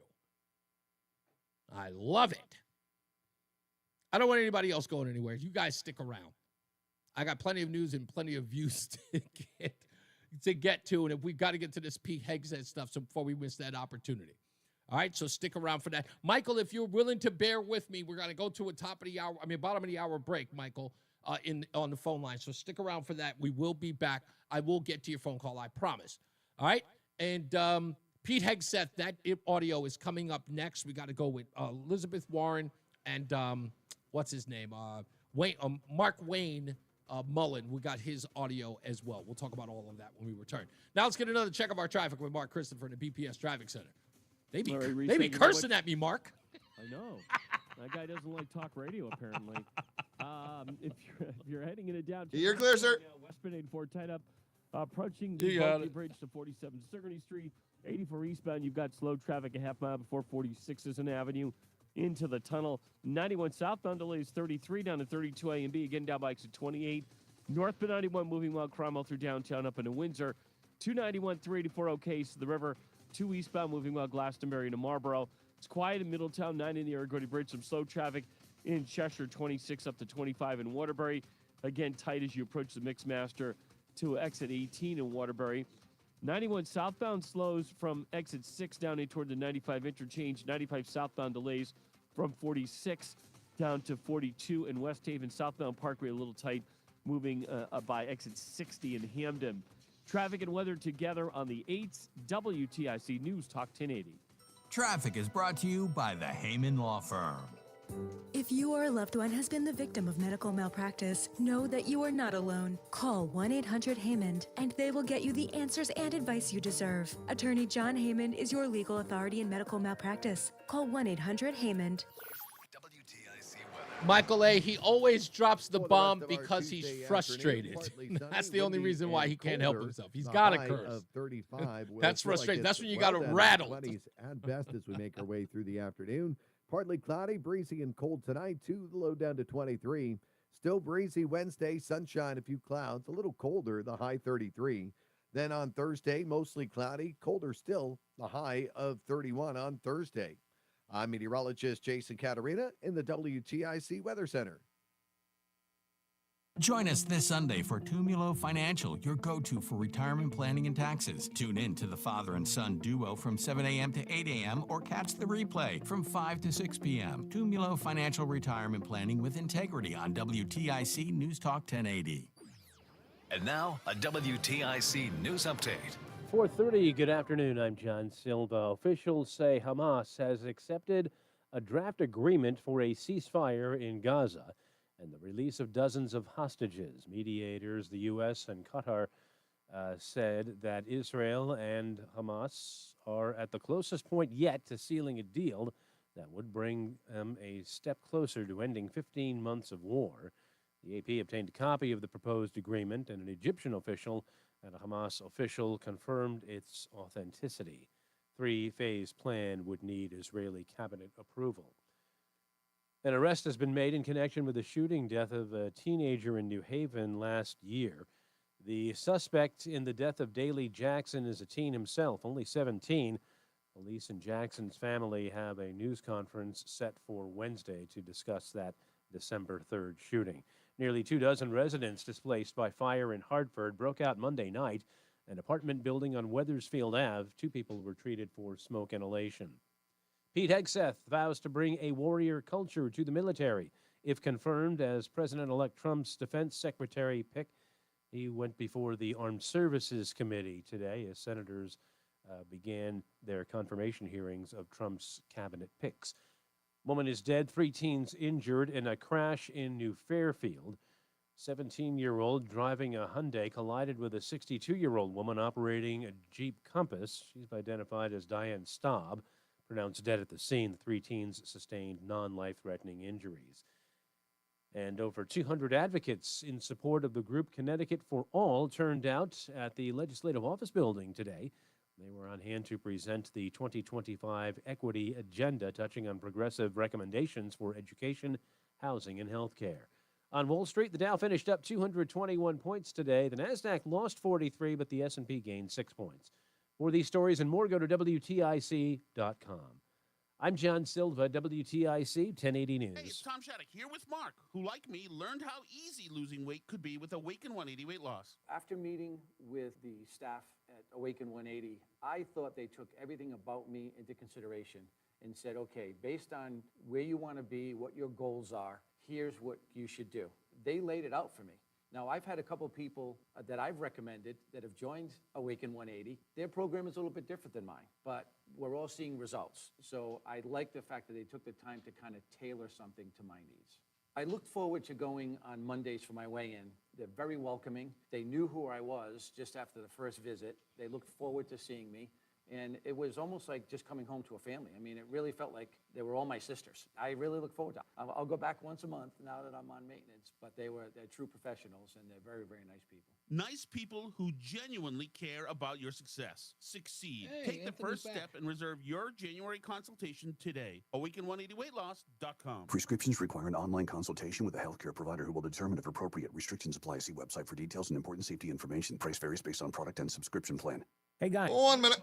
ED, because millions of men experience it. Did you know that 1 in 4 people seeking treatment for ED are under 40? So you're not alone. And even better, HIMS can help. Find the ED treatment that fits your needs at up to 95% less than the brand names when you get started at hims.com. I really wish we'd get rid of the ED ones and talk about their mental health stuff they do instead. Provider licensed in your state will determine if ED treatment is right for you. Through hims.com, you can access a full range of treatment options for ED, including daily or as-needed meds through a 100% online process. If prescribed, your medication is shipped to you for free. Millions of men experience ED, but HIMS can help. To start your free online visit and save up to 95%, go to hims.com/joy. That's hims.com/joy for your free online visit. hims.com/joy. Stay Here we go. in. Reese on the radio is on WTIC News Talk 1080. All right, we're back. It's Reese on the radio, News Talk 1080 WTIC. I want to take a moment because I got to say congratulations, Joey. I don't know if you know this, but do you know who's back home at Odyssey? A name that you know. Oh, God. Brain's mush. Huh? Your brain's mush? Yeah. We have to give props to a man who's from this day part. In fact, earlier, Mr. Anthony DiRenzo. Anthony DiRenzo. I'm pronouncing his name poorly. Anthony DiRenzo just actually posted on LinkedIn that he is back with Odyssey, and he is now, what's the job that he has now? Multimedia producer and audio engineer. So he's in Pennsylvania, but he's back in the fold. That sounds fancy for a board op. Yeah, right. Love you, Anthony. But he's back. I just sent him congratulations real awesome. quick. But I know he left Odyssey for a little while, and he was doing something in Philadelphia. Mm-hmm. I'm almost certain. But I think he was working for Fox, like a Fox outfit. But he's back at Odyssey, so it's a pleasure to have Anthony back in the fold with the family. Gonna leave the circus. Never leave the circus, my friend. Joey won't leave. That's it. They've got him on an ankle bracelet. Yeah, I'm basically get monitored. A monitored employee. Let's get into this. This is, of course, important. I know people have been asking about this. Pete Hegseth's hearing today.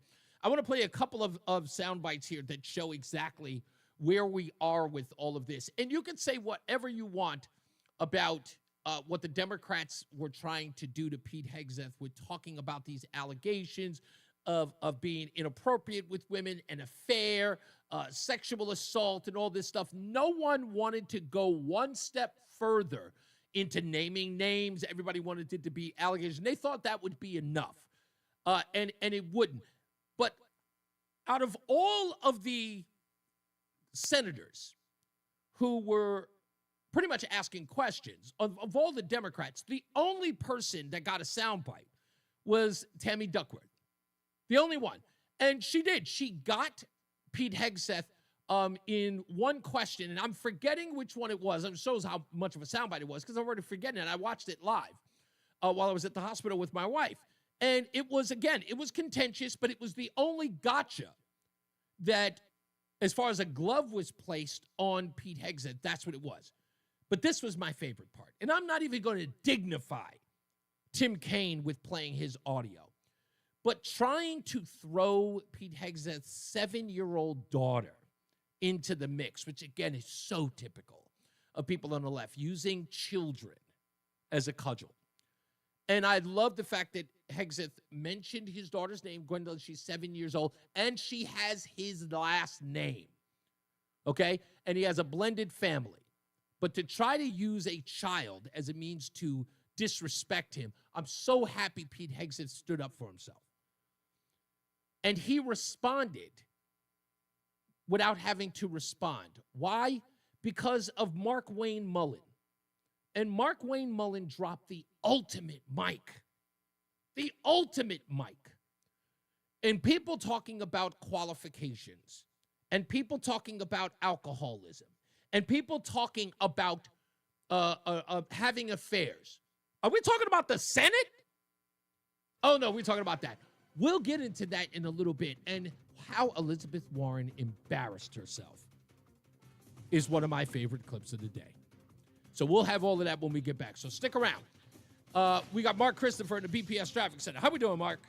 Reese, thank you very much. You're clear. Good afternoon, everyone. If you're heading into Hartford right now, southbound side of I-91 delays 33 down to 32. A little slow again down by exit 28 on the Hartford Weathersfield line. 91 northbound, good ride. Cromwell up into Windsor, locks. 84 westbound, a little tight approaching the Bulkley Bridge at 47 Sigourney. 84 eastbound, slowing 46 into the tunnel. 291 through 84, that looks good east of the river.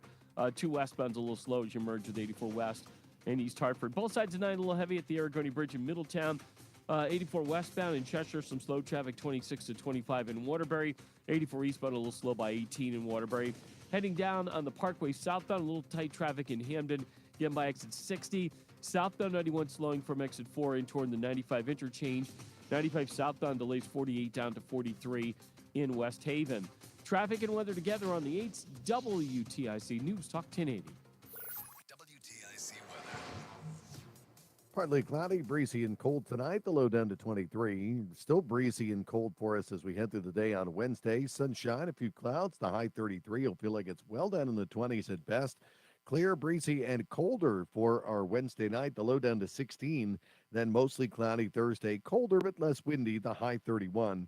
On Friday, partly sunny. The high of 38. Currently, it is 30 in New London. It is 28 in Mansfield. It's 30 in Hartford. I'm meteorologist Jason Caterina in the WTIC Weather Center. Traffic on I-84 in Hartford keeps on moving slower, but at Columbia Implant Center, we're only getting faster, providing you with specialist care assisted by cutting-edge technology. 1 day, same day, 7 days a week. Visit ColumbiaImplantCenter.com. Hey everyone, it's Ted from Consumer Cellular, the guy in the orange sweater, and this is your wake-up call. If you're paying too much for wireless service, you don't have to keep having that nightmare. Consumer Cellular has the same fast, reliable coverage as the leading carriers for less. And for a limited time, new customers receive their second month free when they sign up and use promo code SECONDFREE by January 26th. So why keep spending more than you have to? Seriously, wake up and call 1-888-FREEDOM or visit consumercellular.com. Taxes, fees, and other third-party charges will apply. See website for additional details. I had the worst dream last night. You were in a car crash, and the kids and I were on our own. We had to move out of the house because I couldn't afford it anymore. It's awful, hon. My brother was saying he got life insurance from Ethos. With Ethos, it only took 10 minutes, and he got $2 million. 30 seconds.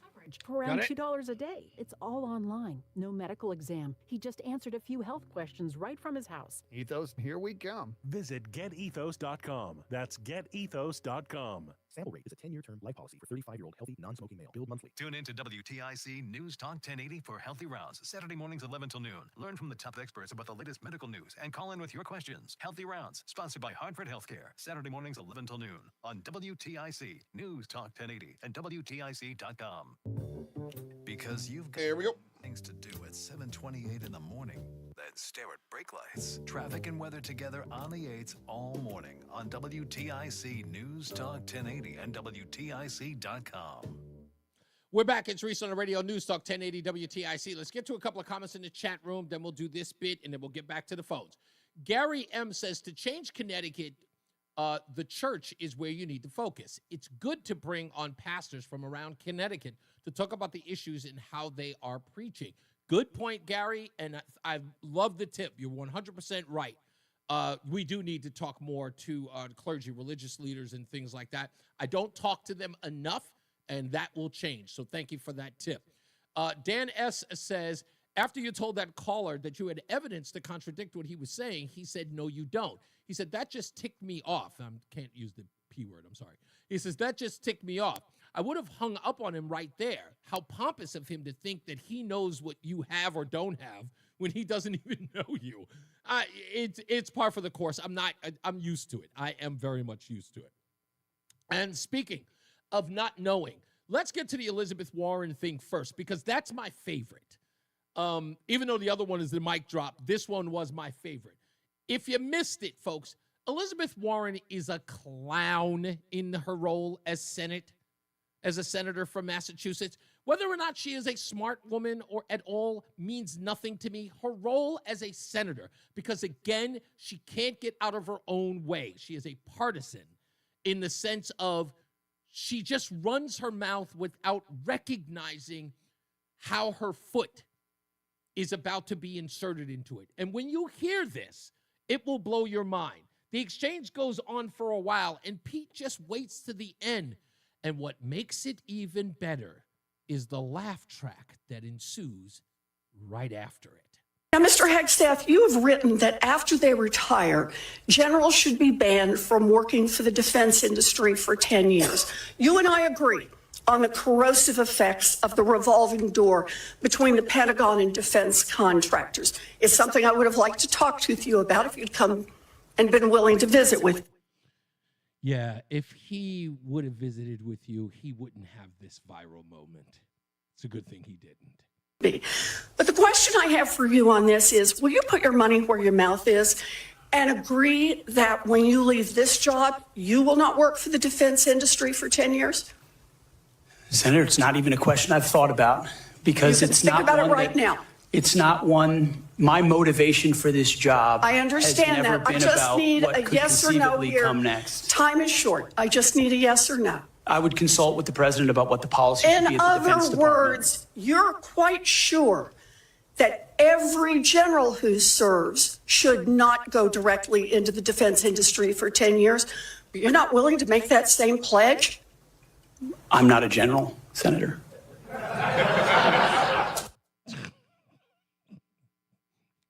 If I were her, I'd have just gotten up from the dais and gone home. That's online forever. I'd have just bounced. I'd have been like, you know what? I'm out of here. It was the most laughable thing in the world. And everyone responded. And when you get that from the gaggle, not just people on the audience, but the people on the dais laughed at it. And again, Elizabeth Warren making herself look like a clown. But this, folks, this is the one. Mark Wayne Mullen dropping a mic on all of this. From the affairs to the drinking on the job to being perfect. Oh, and being qualified for Secretary of Defense. Let me read you what the qualifications of the Secretary of Defense is, because I Googled it, and went through a lot of different sites, and really it's hard to see. But in general, the U.S. Secretary of Defense position is filled by a civilian. That's it. If you have served in the U.S. Army Forces and have been in the service for, you have to be retired for at least 7 years, and Congress can weigh that. And then there's questions that the senator from Massachusetts brought up about serving on a board inside the military industry, and yet your own secretary that you all voted for, Secretary of Austin, we had to vote on a waiver because he stepped off the board of Raytheon. It's mic drop after mic drop. Just mic drop. And again, receiving laughs while he's breaking this down, showing how ridiculous these people look. But I guess that's okay because that's a Democrat Secretary of Defense.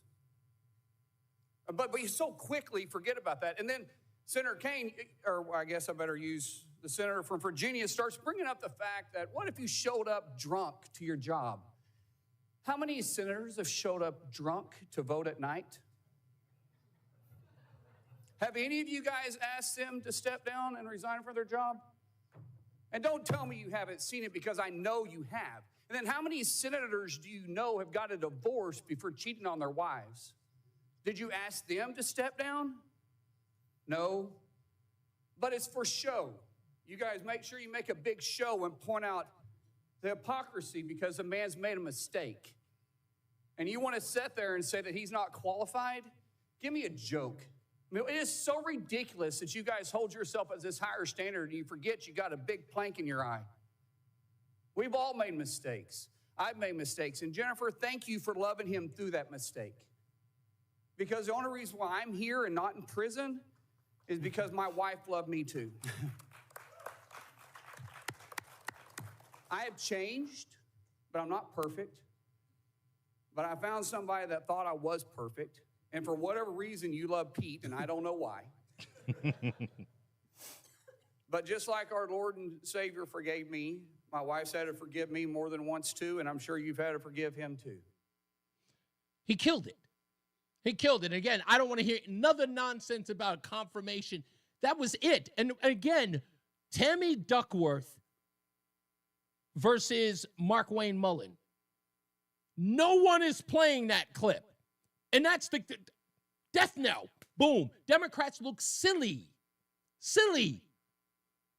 But in a desperate attempt to smear Pete Hegseth, not one mention of Mark Wayne Mullen. Not one. To the phones we go. 860-522-WTIC. Simsbury Joe's on the line. What's going on, big guy? First of all, as it relates to Steve's call before the break, yeah, I'm really jealous of all the people who hadn't heard him speak. I mean, this guy he's got a new one. He's been doing it for months, and now he's the expert as to what people are thinking and how people are changing or not changing in terms of their political beliefs. And I can answer for him if he's still listening. He will be. Which he probably isn't. Well, maybe he is. Okay. The fact of the matter is that the more people that hear the truth and get away from what the mainstream media has fed them, that is shifting what people are thinking. Exactly the right. Truth always shifts what people are thinking. So today you're talking about the Pete Hegseth thing. I just wanted to drop a little information here. The Hegseth thing is important, and the clips are showing the hypocrisy and the idiocy of some of the Democrats on that committee. But the thing is that if Pete Hegseth is not approved, it's not really going to be the end of the world. That's it's right. It's not going to mean that the next person is going to bring us into war or anything like that. It's important, but the most important one is the one that behind the scenes right now, there are so many lobbyists throwing so much money at politicians, making all kinds of threats, is the RFK one. Because the RFK one is the one where you have the food companies, you have the pharmaceutical companies, you have the various medical associations that don't want, some of the truths to come out, and they are absolutely bombarding the senators. Oh yeah, it's a cartel industry. More than we've ever seen in our lives, actually. Yeah, you're so right about that. The response from every one of those entities, as you lay out, is such a cartel mentality. They are going to flood the zone with so much money into those people to object to him, and again to sabotage that confirmation. And that's the objective. You are going to see an onslaught of things that are going to be said or attacked, or RFK is going to be attacked about. That it will. But see, help me out, Joe. Tell me if you might think in some way that could backfire. Hear me out. We've seen this as of late, where the constant barrage of a campaign to go after Donald Trump, and maybe so much with RFK Jr., that there's so much of it that people turn around and say, this seems too suspicious. Maybe they may overplay their hand. Do you think that's possible? I think that what happens in the hearings for him is going to be just a very small part of what is actually happening in terms of these people and the decisions that they're going to make. Because when you look at it from the food standpoint, and I'll combine food and pharma, we are now hearing more and more that they are injecting mRNA vaccines in the animals that we eat, in the pork and in the beef. There's scientists at UConn trying to figure out how to get the stuff into lettuce. Wow. Now, all of us sitting here should be saying, hey, wait a second. How about we just stop that garbage right now? Indeed. And RFK is in the way with these people. And then you look at something as serious as that, and why are they doing that is just mind-boggling. I don't know if you heard what I said on Tom's show earlier about the genomics and what he found in cancer tumors out of Boston. But then you look at the other aspect of foods, and, I'm a big guy, so I haven't been the healthiest eater. So Okay. why, if I'm Kellogg's, and I'll use maybe Kellogg's is or is not the company, but why am I going to fight to keep red dye number 40 in my Fruit Loops? Yeah. I don't have to put it in the Fruit Loops that go and get sold in Canada or over in Europe. Yeah. Why is that going to be? Why does that need to be a fight? What are they putting into our bodies? You know what I find interesting about that? They just remove it and then not have a fight. It's interesting that you say that, because that's always, when my wife was bringing this up, she was, in fact, before RFK even entered sort of like the zeitgeist, if you will, on this position. My wife was talking about this when we got together 3 years ago. And she would always mention this, that, these things that were in our food they're not in Europe. Why is that? In my head, I'm saying, well, that makes sense. So as this conversation was going on, that thing about, red number 5, that conversation came out, and I said, yeah, why would they be fighting? And why is the news media fighting for that as well? It almost seems like they're doing it blindly. But then I thought about it, and I just went, that it's no different than they did with COVID or the vaccine. They did that blindly because, again, their pockets are lined with this, with the advocates of it, if you will. And that's the problem in and of itself, that these people would betray their own nature in order to line their pockets. And the amount of money that they're looking at that could be potentially under threat. Yeah. It is staggering. So that's why right now there's just, we're focused on Hegseth, but I guarantee that 75% of what these senators are hearing about on a daily basis has to do with RFK stuff. We just haven't seen it yet. Yeah, you're right. Again, he's probably going to be, as soon as they announce when that confirmation is going, we're going to cover it here, and there's going to be a lot of stuff to talk about there. Thank you, Joe. Much appreciate you, sir. Thanks. Let's go to Stephen in Windsor Locks. How we doing, sir? All right. I have a question about Warren's, Senator Warren's statement. Yes. What was she? I came in the wrong time. I didn't pick the whole thing up. Oh, you didn't get the whole thing? Would you like me to play it for you again? I can. No, I'll trust your Okay, your well, her version. assessment was about generals being lobbyists or working in Washington after their tenure as Secretary of State or Secretary of Defense. And, she was talking about generals, and Mark Wayne Mullen was pointing out the fact that they had to put a waiver in for Lloyd Austin, who's in that role currently, because he was working with Raytheon. Okay. So Elizabeth Warren is looking for him to say that he will not get back into certain positions after he leaves that position. Right. Making the claim about generals. Okay, right. But let me just say this in general. generally speaking, if you will, not general, but generally speaking, the fact of the matter is, these individuals that go into the cabinet, even elected officials like Chris Dodd from Connecticut and so forth, Indeed, they should not be getting into the private sector in these positions where they can influence the government after they leave elected office. Indeed. So I have, as much as I disagree with Warren, I don't like her at all. She's Pocahontas as far as I'm concerned. Jim Weisswitz is totally correct. She is totally correct in this matter. He should have said, yes, I will agree to that. Okay. Yes. I mean, well, remember what her question was, and that was the specificity that Pete Hegseth was pushing back on, is the fact that she is talking about how he agreed that generals should not. And his response to that was, I was never a general. And again, that's true. He's not a general. Yeah. He's not a general. But yeah, but that's, He's not- and he's again, not- this he's is, under oath. He's not lying. but He's this not is, lying. Stephen, this is where she paints herself into a corner, which again talks about exactly how inept Elizabeth Warren is. She's making an argument about a role that Pete Hegseth has never had, asking him to commit to that role. Yeah. But can I say something about the whole system itself? Real quick, we got less than a minute.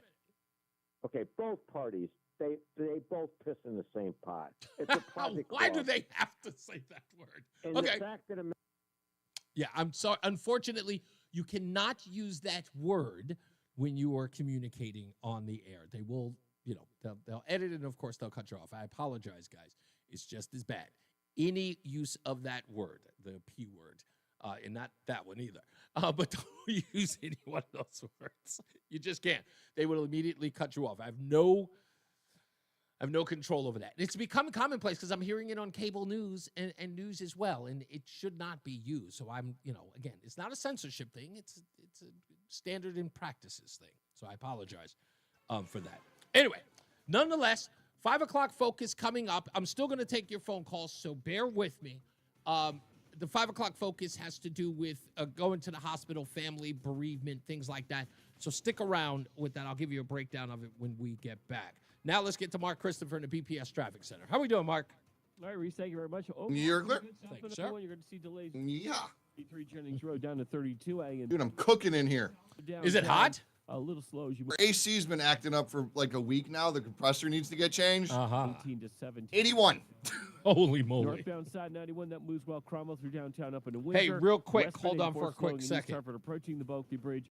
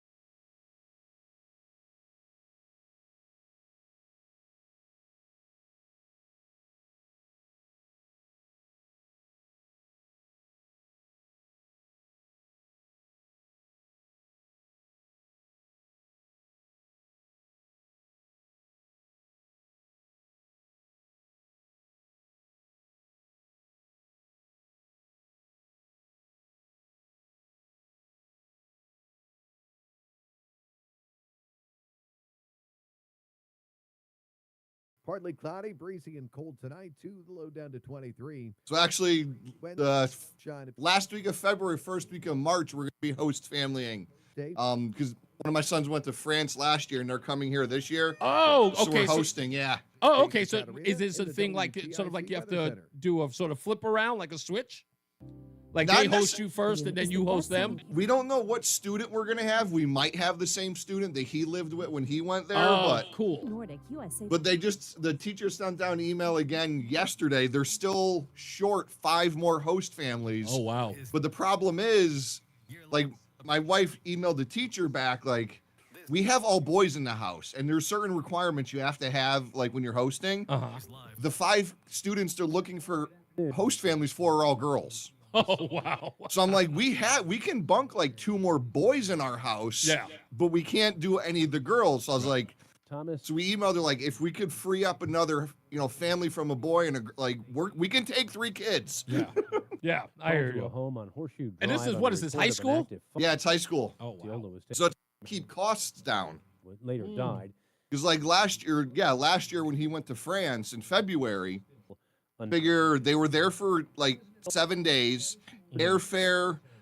They went to the Louvre, they went to the Eiffel Tower twice. They went for a cruise on the Seine, like all the museums. It was like $1,400. Holy moly! Democratic And this is Senator again Tammy only Duckworth 7 of days. Illinois. Yeah. Oh, Former Fox I was under the News star impression it was about at least a his couple of leadership months. No, so we'll have the student for, I think they're here for 8 days, 7 nights. Gotcha. I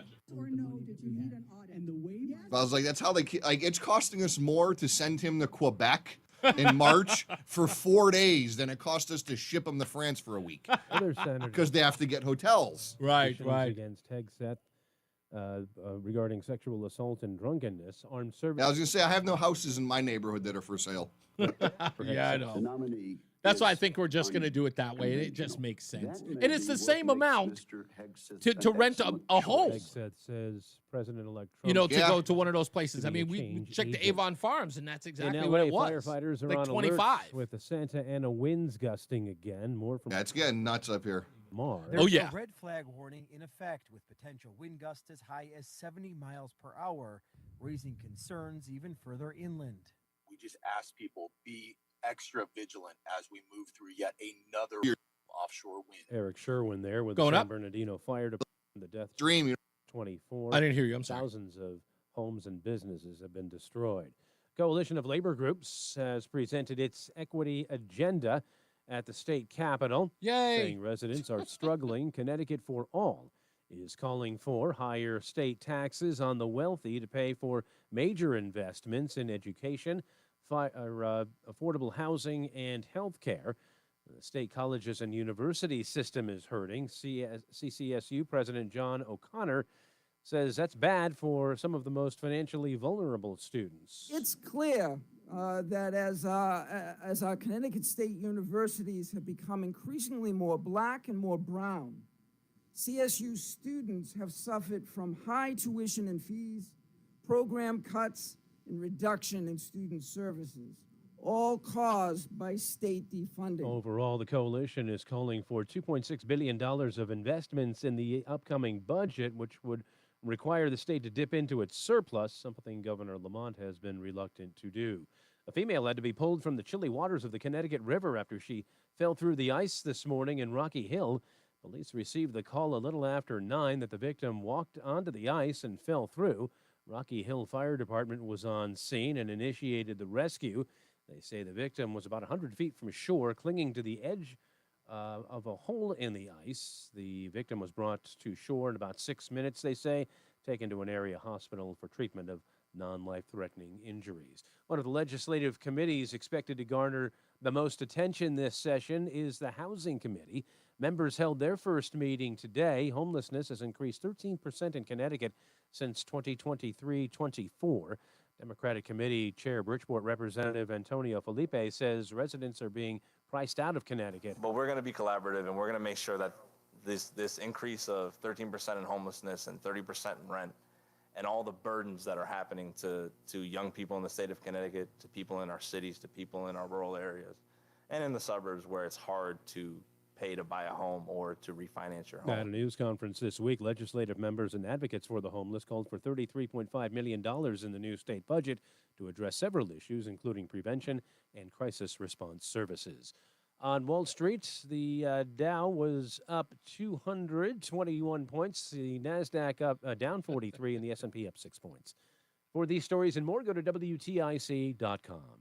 I'm John Silva, WTIC 1080 News. Men, it's the new year, and for many of us, it's a time of deciding to make positive changes in our lives. This is Dale for Northeast Men's Health, and if you're suffering with erectile dysfunction and are tired of the frustration and embarrassment ED causes, you should call Northeast Men's Health today, because there probably isn't a better resolution you can make than to be done with ED. You see, ED doesn't just affect you. It can also affect your partner, even if they don't talk about it. But here's some great news. If you're like most guys, the treatments at Northeast Men's Health will give you back 30 seconds. Our protocols have success rates that work in well over 90% of cases. Seriously, you might even find you're performing like you haven't in years. So make an appointment and get ED out of your life. Your initial visit is just $99 and includes blood work, a medical consult, and if medically advised, a test dose. And if that test dose doesn't work in the office, your visit is free. Call 800-930-5956 or go to northeastmenshealth.com. We have 5 offices: Salem, New Hampshire, Dedham, Marlborough, Woburn, Farmington, Connecticut. Northeast Men's Health, a Promedic restorative health practice. It's the 5 o'clock focus. It's the 5 o'clock focus. I'm focused, man. 5 o'clock focus on NewsTalk 1080 WTIC. Let me just say this to just mention Kristen Gillibrand of New York. You know, when women are in the Senate trying to make an argument about Pete Hegseth's claim that women should not be in combat roles, you should never make the statement during a hearing that says, what you said is just mean. Does not help your cause. All right, 5 o'clock focus. Your phone calls, 860-522-WTIC, 860-522-WTIC. I've got a minute and a half to do this. Okay. As you know, my wife, Roseanne, is at the hospital. Her grandmother we just have to say it, is on her deathbed, without a doubt.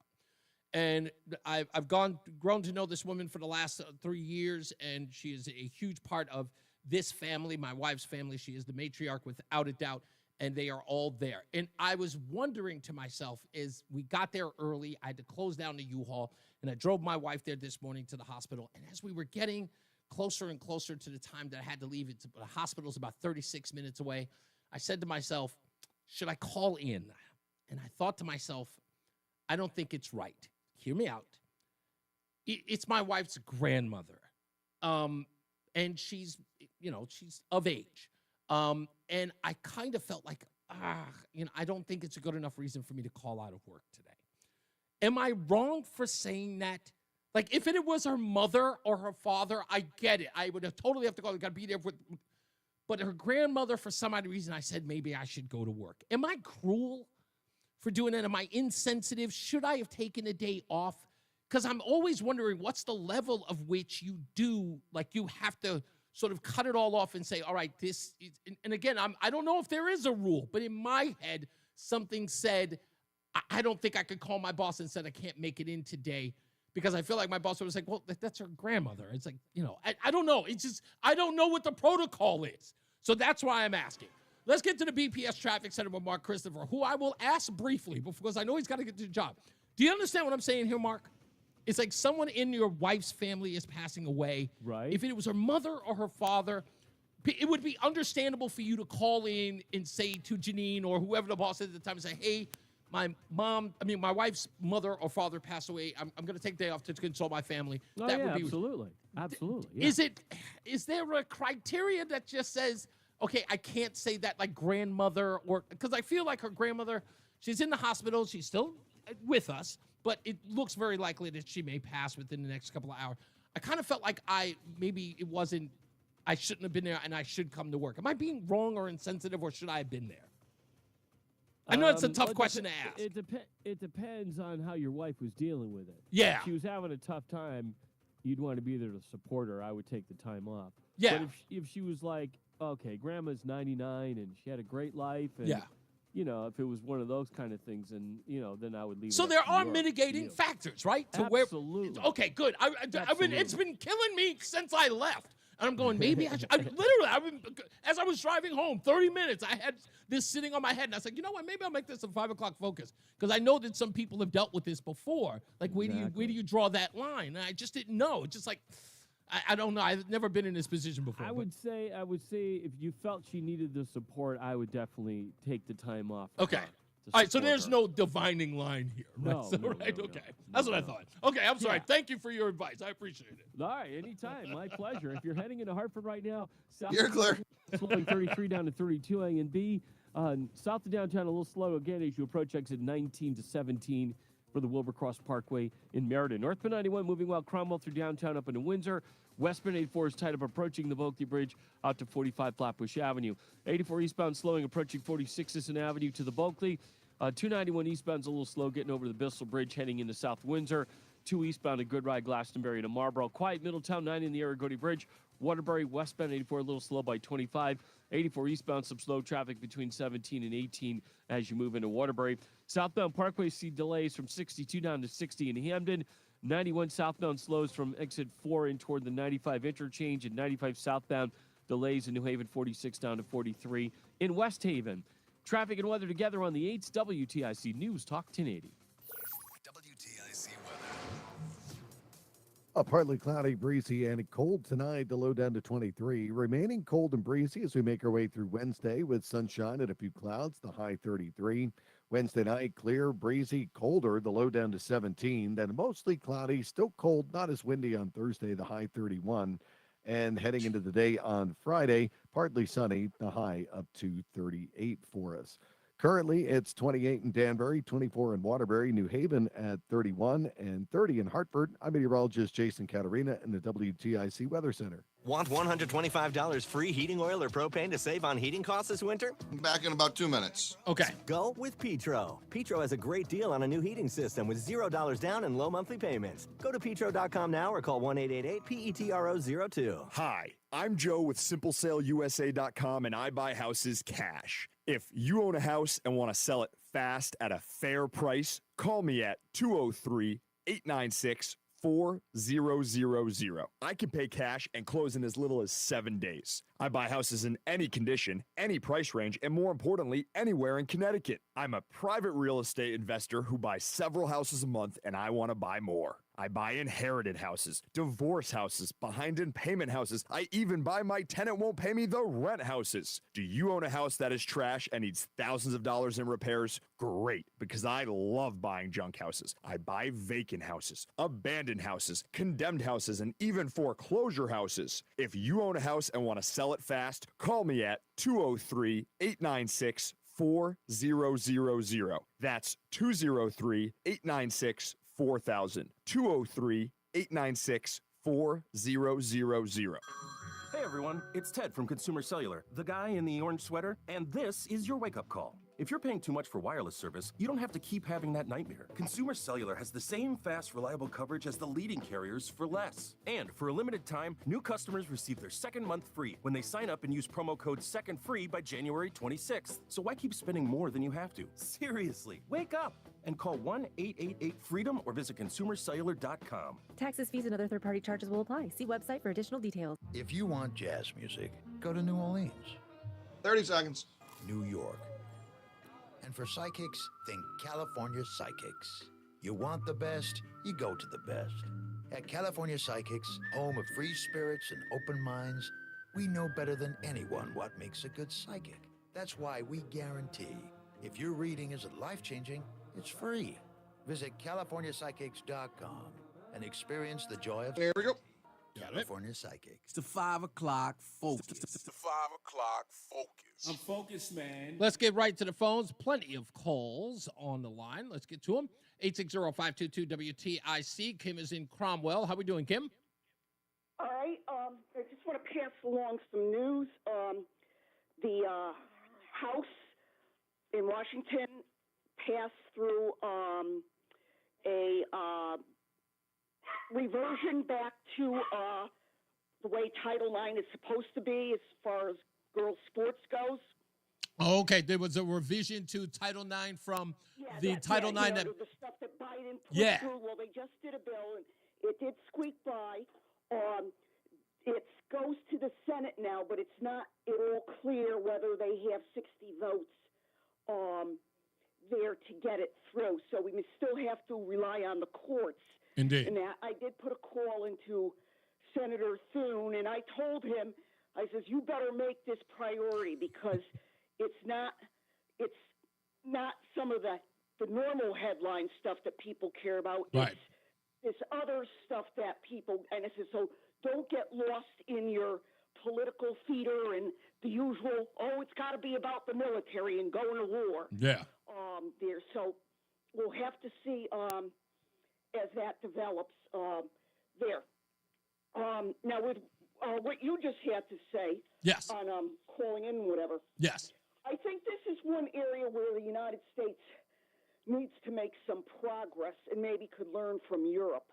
Okay. Is I find it appalling, the lack of empathy in our country at times. We get so involved in our capitalism and consumer habits there, and it doesn't help when you have lawmakers that just sort of think that, okay, you have capitalism, okay, if it was up to some of them, people would be working 7 days a week. Right.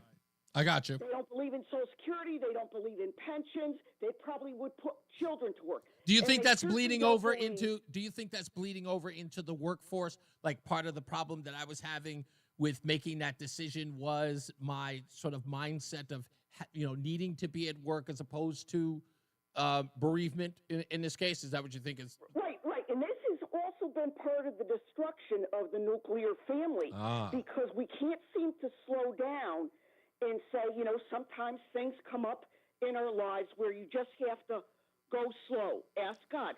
Unfortunately, we don't have an atmosphere that lends itself to that until it happens to somebody personally. Yeah. And this is where I get on the case of the Republicans because they tend to be the least sympathetic to situations that happen in people's lives. They just want to think, work, produce, and they just don't get that. What one learns from Europeans is Europeans don't measure work by quantity. They By measure quality? it by quality. No, I agree. Listen, I believe that there is, and a lot of what you said, I sort of agree with the objective of many in the workforce finding less of a reason to deal with personal matters because of the work ethic that is always promoted. But on the opposite side of that, and I think, Kim, this is where the divide happens, is because what we noticed in the last, I'm going to say 15, maybe 20 years, there was this adage that said to quit your job and go after things that were much more fundamental to your behavior. Why do the corporate job when you can be a painter? And I'm like, no offense, but being a painter doesn't put food on the table.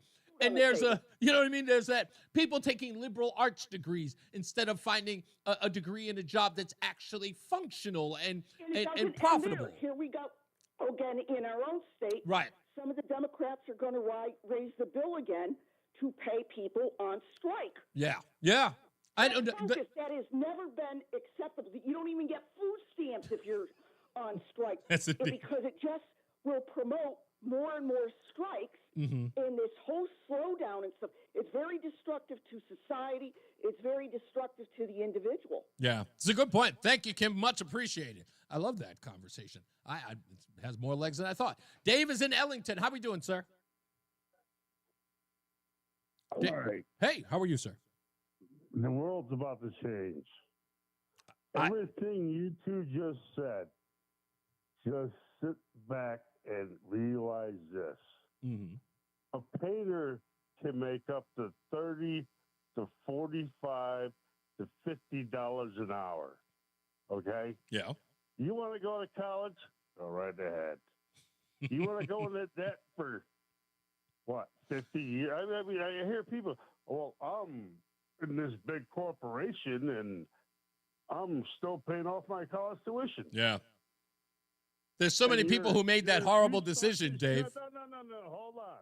You start this job at 25 years old and you just go to work every day. Every year you get more money. Every year you learn something else. It's like, what's wrong with this country, dude? People have the right to make decisions, even if they're bad ones. Dave, that's where we are. That's a fact. That's a definite fact. And I'm guilty of all of that, okay? I'm telling you right now, but it's like, don't come out here and tell people what they should do, what they shouldn't do, how they should live their life. It's like, shut up, sit in your house, mind your business, go to work, pay your taxes that the government wants you to pay, and enjoy your life. I'm trying to do that every day. Thank you, Dave. Much appreciated. George is in St. Louis. How are we doing, sir? Hi, Reese. I'm referring to the confirmation hearings. Yeah, what do you got for me? And every one of these candidates, if you were squeaky clean and the most qualified person on the planet. It's just a matter of Democrat vindictiveness against Trump. That's exactly what we This saw. is all about. It's a vindictive Democrat Party that hates Trump. Now, if Democrats are going to play this game, okay, let's look at the last 4 years, and we're going to take the Department of Justice, and we're going to look at all the criminality that went down, and this isn't weaponization anymore. This is actual criminality committed by Democrats over the last several years. The Democrat Party is the party of racketeering. It's the party of racketeering. You know, these people. It's criminal. You know, listen. I await for every ball or every shoe to drop once this administration, the entire cabinet, their jobs are filled, and we get to that point. But I promise you that it is. That's why I say the first 100 days are going to be absolutely epic. I think that, listen, 2025 is going, as far as this medium is concerned, is going to be epic, But George. You could create a department of prosecution, and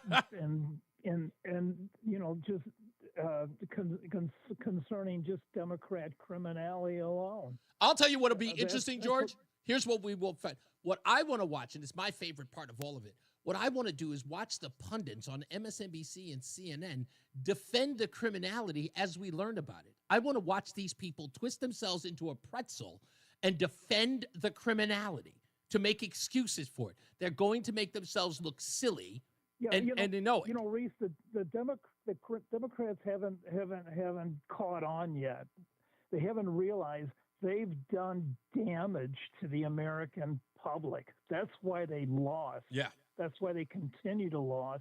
That's why people will never elect another Democrat. They do damage to the. Oh, I think I think you're right. I don't think that they're ever going to recover, and I don't think they're ever going to change. George, thank you, sir. Let's go to Lisa, who's in Cheshire. How are we doing, Lisa? Hi there. I just have two quick comments to make, or one is actually a plea. We should really pray for Trump, really. Of course. I mean, I'm just afraid something's going to happen to him. Anyway, I wanted to say that. I love Trump. I can't believe he's in. He's so much better than what we had. It's embarrassing. I swear, I don't know what's going through these Democrats' heads. What was your second thing, I have Lisa? my family that won't talk to me. I hear you. What was your second thing? Oh, I don't want you to get mad or anything, but I was dealing with your wife's grandmother. I don't get mad. If you have an opinion, if you think that I was being, tell the truth. Well, I do. I think that's horrible because if your wife was really close to her, you need to support your wife. Indeed. And work is always going to be there, and I bet you'd be very surprised if you had told your boss or asked your boss. He would say, absolutely. Family. There's nothing like family. You don't have to be blood. Right. You really don't. No. And listen to me, Lisa does nothing. Listen, I appreciate you prefacing. I hope you don't get mad. No, I brought it out because I understand that the response to my question was probably going to. I said to Joey before we started the show, I said, some people might be upset with me when I bring up the 5 o'clock focus because they think that I probably made the wrong choice. But that's the reason why I opposed it. I wanted to hear the honest opinions. Right. So I thank you for it. Please don't. There's no reason. Yeah. Thank you. I feel that you feel very bad about it, though. I do. I would, like I said, I wouldn't have brought it up. This is an honest position that I'm on. That's why I opened it up to people's interpretation and to their scrutiny if necessary. Yeah, I appreciate that. I really do. Thank you, Lisa. You have a wonderful day, okay? You too. Thank you. You got it. You got it. Let's go to Colleen in Bloomfield. How are we doing, Colleen? Hey, we're doing. How are you, Reese? I'm all right. What's up for you? Okay, so I agree with your former caller there that it is a matter of respect for your wife as well as her grandmother to be there. And it has nothing to do with the family tree in relation to whether it's a mother, grandmother, or whatever. It has more in relation to do with your wife's feelings for her grandmother and your interaction with the grandmother.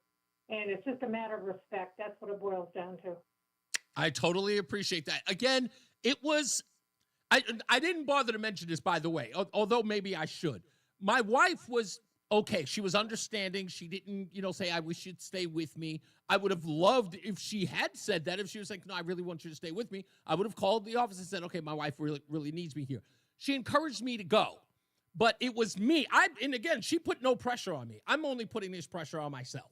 My response to this was, in my head, as I was driving home, I said to myself, oh, God, and like, maybe I shouldn't have waited that long to make the decision now, but something in my head said, you know what? She seems okay. She said, we were there for at least 4 or 5 hours, and she was with family and stuff like that. And she encouraged me. She, no, go to work, go do your job. And I went, okay. But it was weighing on me. And you know what they say? You know what they say, Colleen? If it's weighing on you, you did something wrong, right? Your conscience is leaning on you. She may have said, go to work, but she may have inside been thinking, gee, I wish I'd be here. Yeah, agreed. And like I said, I'm not beyond reproach, and I appreciate the honesty. Thank you, Colleen. Thank you. You got it. One more. Let's go to Karen in Southington. How we doing, Karen? Hi there. I'm doing well, thanks. So let me point out a couple of things. First of all, if you have PTO, I think anybody should be encouraged to use it in any way, shape, or form they feel is acceptable. However, in the case of this situation, will you be expected to go to the wake, funeral? Are there traveling that has to be done?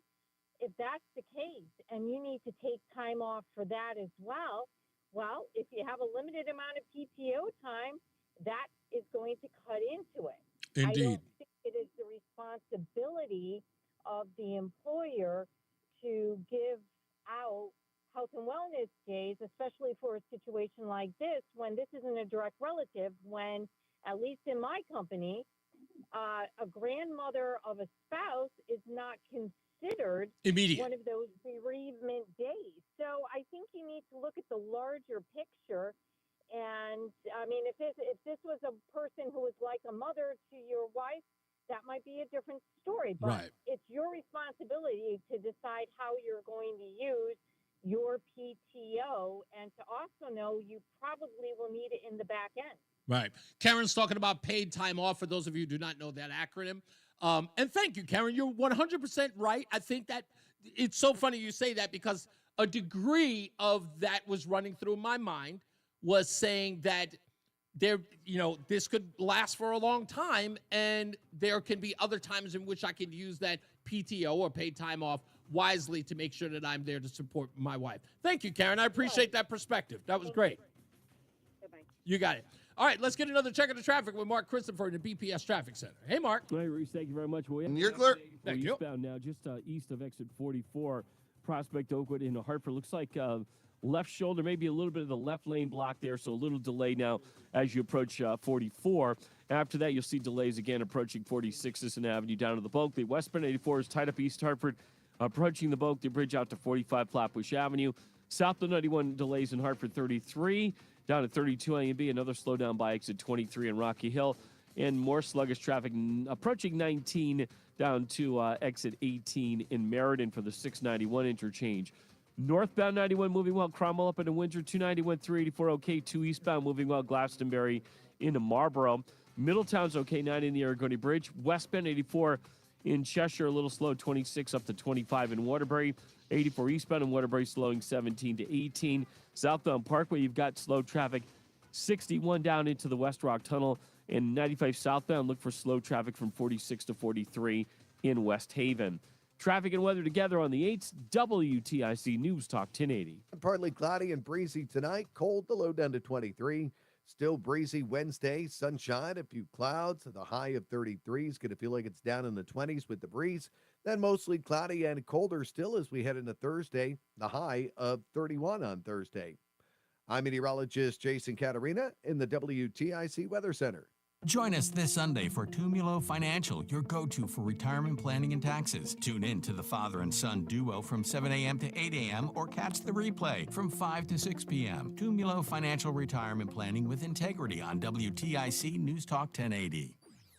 And now, a WTIC news update. 5:30, good afternoon. I'm John Silva, WTIC 1080 News. Female had to be rescued from the chilly waters of the Connecticut River in Rocky Hill today.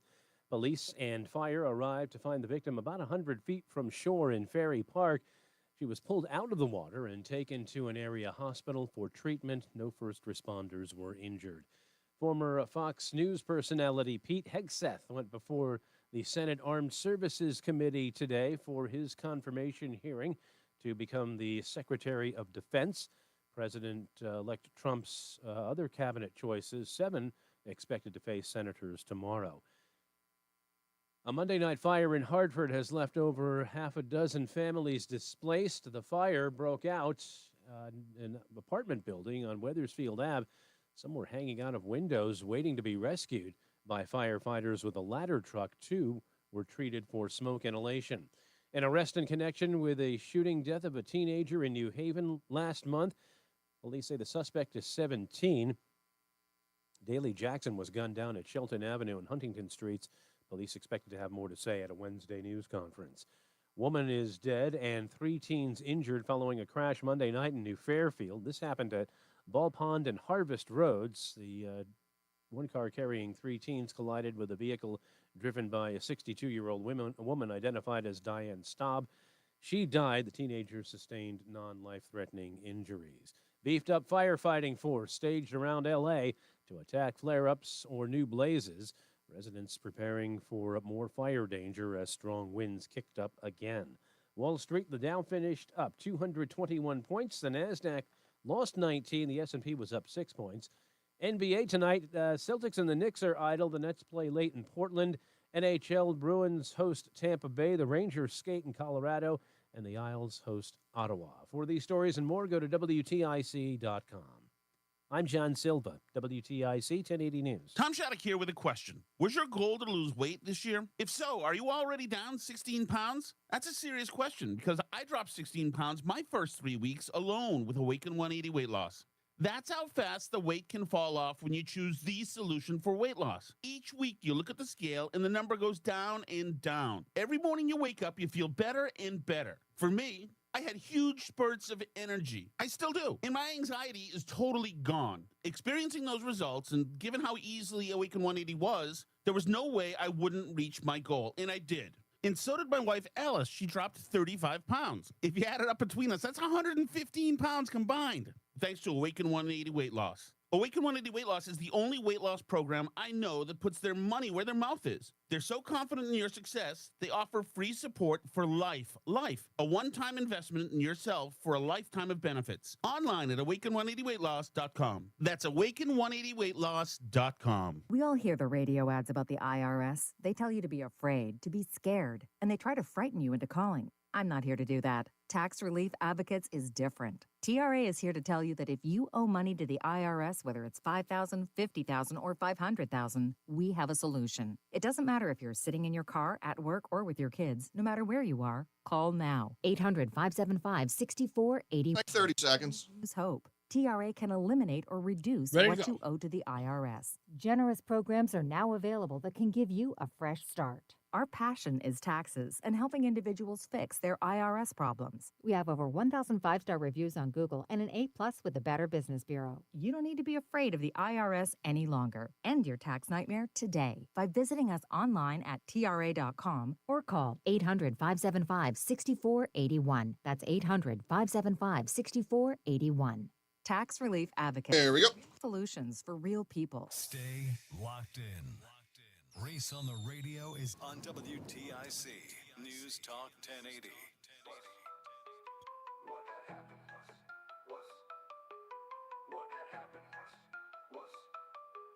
What had happened was. It's time for What Had Happened Was, brought to you by the Odyssey app. Download the Odyssey app today, and you can find out what had happened was. On today's show, we talked about Reverend Darnell Goodwin and spoke about him and his refusal coming up with excuses with coming on the show today. I'm not sure why, but apparently I don't believe that he's afraid to. I believe he just doesn't want to answer for his LGBTQ plight, I should say, within the church. And he should answer to that. And I don't believe that he wishes to be questioned. He just wants those to heal. We also talked a little bit about Pete Hegseth and his confirmation hearing today. We had a great conversation with a pastor. What was it? What was his name? Pastor Pete? Was that his name? I forget his name already. I forgive him. Reverend Peter, I think it was, who called in as well. We spoke to him. We also talked about the stupidest thing I read today. And the stupidest thing that I read today is about a woman who was fleeced out of hundreds of thousands of euros, which I'm pretty sure is hundreds of thousands of dollars, believing that she was helping a in-the-hospital Brad Pitt. And you can go to ReeseOnTheRadio.com. That's ReeseOnTheRadio.com to go see that article in the stupidest thing I read today. Later on, we're going to talk a little bit about the MSNBC scandal. Well, it's a scandal, but in a sense of President Rashida Jones, who has stepped down right before the sell-off of MSNBC and how that's going to be handled and the effectiveness of that. Also, the 5 o'clock focus, which relates to my wife, who I just got off the phone with. Again, I'm about to meet her back at the hospital. Her grandmother is gravely ill and more than likely is at last rites. And I decided to leave her at the hospital with her family and then come to work. And I was troubled in my own head about whether or not that was the right decision. So I asked whether or not it was a good decision to decide to come to work, or should I have stayed at home, because it was bothering me and it was on my conscience. So I thought I'd bring it up in the 5 o'clock focus. The response has been mixed in a lot of ways. I would say more so. Would you say more so, Joey, towards the I should have stayed versus should have gone to work? Would you say that gauge is about right? Yeah, I'd say it's pretty close. It's pretty close. Yeah, What would you? I haven't asked you. What do you say under a circumstance like that? I know you love your wife and the kids. If it's the kids' grandmother, like on last year, I kind of dealt with the same thing. My wife's grandmother and grandfather both passed away. Okay. It's a little bit different of a situation because we were kind of like their end of life care also. Oh. So we did spend a lot of time with them. Gotcha. And luckily Janine was, very forthcoming and letting me take a lot of time off and be pretty flexible here. Right. But I always do this and I get so much flack for it. I can see both sides of your thinking. Really? Which I guess is one of my faults. I can see and I can see from Roseanne. Roseanne's like, her being like, no, this is what you enjoy. Go to work. Mm-hmm. It's not going to change anything for you to be here. Right. Grandma had a good life. There's nothing you can do. We're all going to move along. But I can also see her also. It kind of would be nice if Reese hung around. Yeah. I'm sure she's got both going on in her head also. Yeah, exactly. So my Dr. Phil moment would be when you get back to the hotel, just have an open conversation about said matters. I love that Dr. Phil moment. You can't get a crocodile to defecate penis. That's Dr. Phil. Let's get to our traffic with BPS Traffic Maven. I love that term. Mark Christopher. How we doing, Mark? What's going on? Reese, we do have an accident on the eastbound side of 84 by just after. You're clear. Thank you. In West Hartford between 44 and 46. Looks like they've got the right lane and the right shoulder blocked there. Delays are approaching 44 behind that. Then you're back and stop and go again, approaching 46 Sisson Avenue into the tunnel. Westbound 84 is tied up East Hartford, approaching the Bulkley Bridge out to 45 Flatbush Avenue. Southbound 91 delays Hartford 33 down to 32 A and B. A little slow as you move between 19 and 18, moving down into Meriden. Looks real good. 91 northbound Cromwell up into Windsor, 291 384 okay. 2 eastbound moving well Glastonbury into Marlboro. Quiet in Middletown. If you're heading toward Waterbury, 84 eastbound, you'll lose some speed between 17 and 18. Westbound 84 a little tight in Waterbury by 25. Southbound Parkway, look at delays from 61 into the West Rock Tunnel. 91 southbound delays 4 in toward the 95 interchange in New Haven. And 95 southbound delays from 46 to 43 in West Haven. Traffic and weather together on the 8th WTIC News Talk 1080. WTIC weather. Partly cloudy, breezy, and quite cold tonight. Miller. Down to 23. Yeah, what's up? Breezy, sunshine, and a few. Person, and my wife will attest to this. Yeah. Whenever I die or whenever she kills me, whichever comes first, clear breeze. I don't want a normal funeral. No. Like, celebrate my life. If you mourn my loss, I will haunt you till the day you die. I totally agree with that. Partly sunny, I'm looking at it from that perspective, just watching people in the space, and I have a perspective that's totally different. It's like this. 25 in Waterbury and I don't 28 know, in 'cause Hartford. I'm meteorologist Jason Cavallino. I'm going to mention it on the air. WTIC Weather Center. You know, Life insurance. gosh, it's a horrible And thing. I don't know the woman, but Yeah. I'm sure grandma was probably also that same type of person. who Yes. Just like hard-nosed, get your work done. Yeah. We all die, Sonny, and just get your stuff together. Yeah, I know. And it's sort of like, it's so weird. Like, death affects the living. Life insurance. Yes. Right? You know, $10 in that's coverage with kind no of the way medical that I'm exam. looking Some at it policies now. as low. So, like, I told Erin, and she's on board, I'm going to coin it. It's going to be a food truck funeral. Put my urn in the middle, surround me by food trucks, play some music, and have a party. Happening in video conferencing. Yeah, well, Irish People are Wake, showing right? up in Right. big Well, That's it. I want everyone BDW. mourning my life. Do not mourn my loss. Yeah, Video and audio yeah. I've been to environments with one HP Irish wake With in my Northblock life, AI to and you know silence what? I distractions totally and get group it. Like, I framing thought to it would highlight be speakers. like, what? Everyone But then on I your team would, gets I to heard shine. about it and didn't Making these experience it. available. You know, when you hear about it, you just go, and that seems CBW. insensitive, and Learn then you're more. there and you get it. Better.com. It's like, this is one of those things you have to put your feet in.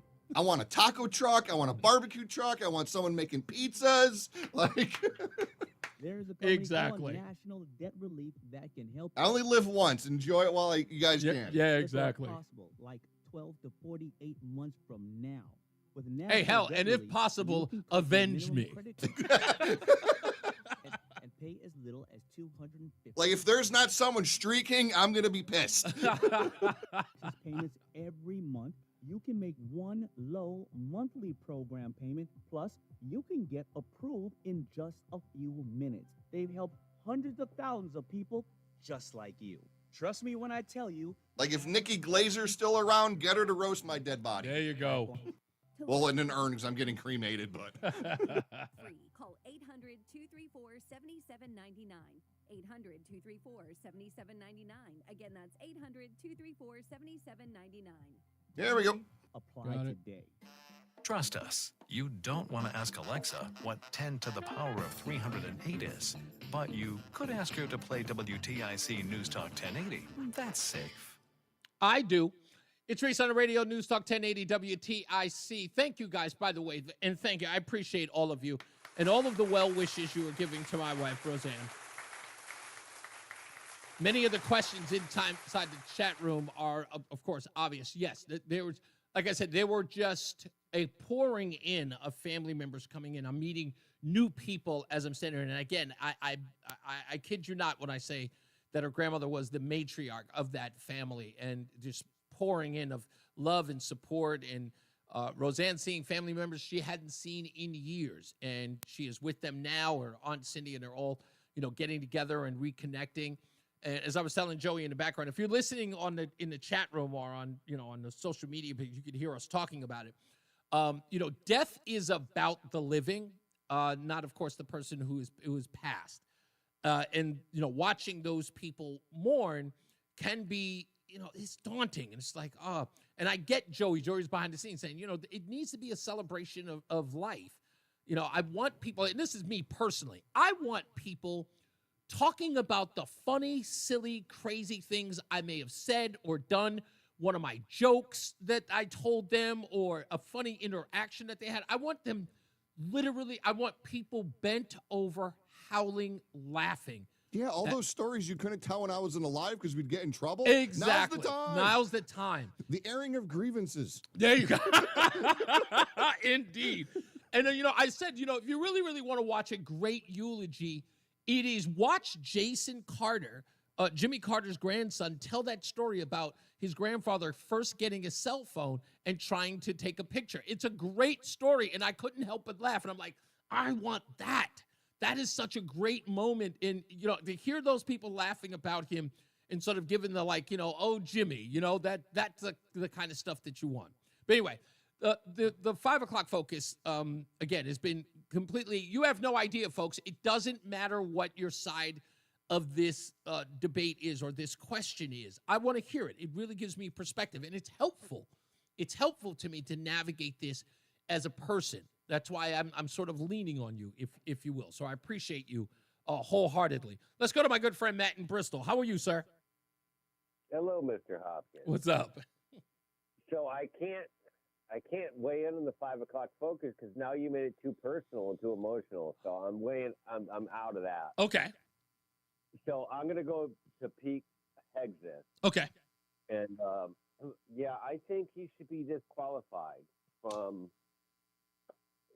his position. And I also think every elected official in all of government should also resign if they ever cheated on their wife. Ooh. And I think that'd be a really good start. I will get rid of Pete Hegseth if everyone else resigns that ever cheated on their wife. Any senator who has been a part of that slush fund, the $100,000 we found out about that was paying off people. I don't care if it's an elected official or, just anyone in the government. Right. If you cheated on your wife, resign. Good. I think that would be a good trade-off. Okay. So you're not in favor of Pete Hegseth at all? No, I actually am. I think he's a great guy. Okay. It's just, I just believe if they're going to hold him to that account, right? Just like with Trump, if signing an NDA is illegal, then every single elected official that signed an NDA while they were in office should be gone. Fair enough. That's the standard that they are setting. Indeed. Okay, no, I totally hear you. I couldn't agree more. I think that's what, what's the name? Mark Wayne Mullen, I think that was the point that he was making, is that these people were making judgments of Pete Hegseth while they had a plank. He didn't even say a thorn, a plank in their eye. Especially the part about people coming in drunk to vote. I'm like, no offense, but I didn't even know that people did that. But apparently they do.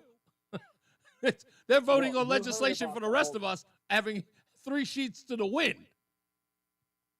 You heard about the Connecticut State Senate, or the Congress, the whole Congress. Oh, yeah. Where, they were just partying left and right. Yeah. And drunk off their yin-yang. Yeah. And so it doesn't surprise me that it happens in the federal government either. Yeah. I mean, it's not a big shocker. Yeah, indeed. Thank you, sir. I appreciate you. All right, take care. You got it. Let's go to Mike, who's in Plainville. How are we doing, Mike? That is absolutely your call. I mean, I'm not judging you in any way, shape, or form, but it sounds like you made the right decision. And as long as you and your wife are comfortable with it, you got these people calling in, all women, saying you should have done this. Oh, no. Wait, Mike, hold on. Before I don't want you to condemn the ladies. Listen to me. The fact that women called in, that for me in my mind, and maybe that may be lost on or missed on a lot of people, that I think was instructive of this particular situation. Women have very strong opinions about bereavement and work. You know what? You're too hard. You're being too hard on yourself. You think so? Oh, I know so, because I'm the same way sometimes. I used to be. Yeah, I don't judge people. Right. I used to. I don't anymore. People do what they want. Mm-hmm. I yell at politicians. I call them. I use profanity sometimes to describe them, but it isn't right. Well, I look at it this way. I believe it, Mike, in some sense, just as a human being. Not that I believe that I should be beating up on myself, and I hear you in that respect by saying, I'm being too hard on myself. But I do believe that I should always have a level of scrutiny that I can look on myself. Like I believe that all problems are me. It's sort of like the Taylor Swift song. It's me. I'm the problem. It's me. I look to myself and saying how I can behave differently to change or not to change or affect said situation. I have to look at myself. I can't look at others. I had my father pass away in 2016 from dementia, and my mom died from the same thing in 2020. Mm-hmm. And as much as I tried to get around, I was on working third shift at the time. Yeah. Both cases. I was extremely judged by family members because I wasn't around enough. Wow. And they will do that because they feel like, I guess there's some sort of competition. You don't care as much as we do kind of deal. Exactly. That's how it was. And, yeah. And one sibling I haven't spoken to in 5 years. Oh. Yeah, that's troubling. That's on them, not me. I hear you. That's on them. I have siblings. Same thing has gone on. It's been about 2 years. I totally get the gist. Thank you, Mike. I appreciate you, sir. And Yes, sir. thank you for saying that. Let's go to Bob, who's in Middlefield. How are you, sir? Hey, good. How you doing? I'm all right. What do you got? All right, Reese. Listen, two things. One, I don't know about your wife and the situation with your grandmother. Sure. I pray for the situation, and everybody makes their own decision, and it's good with me. So it's whatever you decide is fine. Of course. Now another thing is, I just wanted to go over a little bit about the situation over in L.A. Yes. Regarding the direct energy weapons. It has been used twice. I'm trying to go back to 2018, if you remember the what was it called? The Paradise, California. Okay, no, it doesn't ring a bell. Okay, there was a direct energy weapon that wiped out a whole city up in just northern LA, I think. Just Really? above LA. It was between LA and San Fran, yeah. Okay. It wiped out a whole town. I think that was a prelim to this whole LA, whole LA event. Uh-huh. Now, What was the name of the town? Paradise. Okay. You could look it up. There's a picture actually of President Trump walking the decimated streets or the city of Paradise, along with, guess who? Gavin Newsom and Governor Brown, Jerry Brown. And it's funny, they both had their hands in back of each other, like they were walking. And President Trump was very serious and looked kind of glum. Right.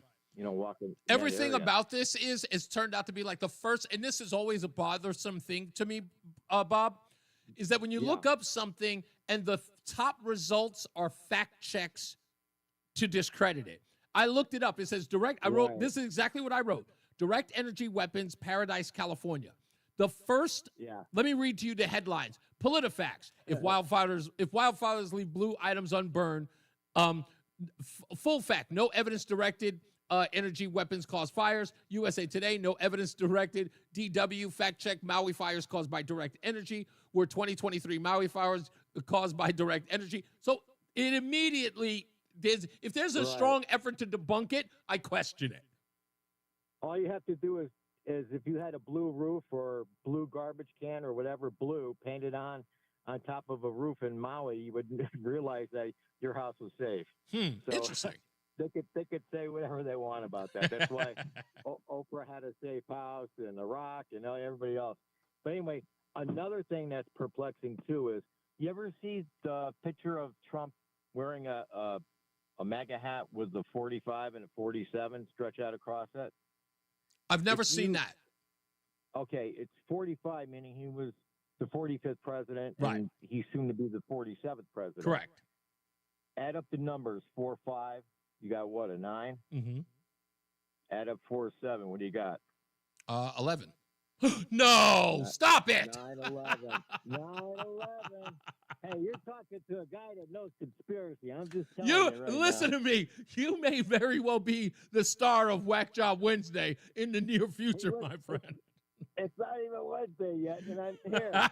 So you know what I'm cooking up for tomorrow. I got you, big guy. Thank you so much. I appreciate you, Bob. You're amazing. That was. Oh, how did I miss that entirely? Jeff is in Marlboro. How you doing, Jeff? Hey, I'm doing all right, Reese. I'm sorry about your family's loss. Yes, thank you. I just want to say hello and tell you that, and tell you, you be okay in your mind and your gut with your own decision, because everybody deals with this in their own way. And indeed, ever since my brother passed when I was very young, and I've had a hard time telling people, when they have a family member or a loved one pass, I have a hard time talking to them about it, but you don't know what to say, because saying something doesn't really make you feel much better. But don't feel bad about your decision, because everybody feels different. Everybody deals with it different. Mm-hmm. I remember when my younger brother passed, we had a big service because he had hundreds of friends. He was so loved. They couldn't even fit all of them in the funeral parlor. And then, different story. When my dad passed, we had very private. We didn't have any service. It just, a cremation, and we dealt with it privately within our family. It's just what each person wants. So it's different with different within the same family, different family members. Yeah. It's different things.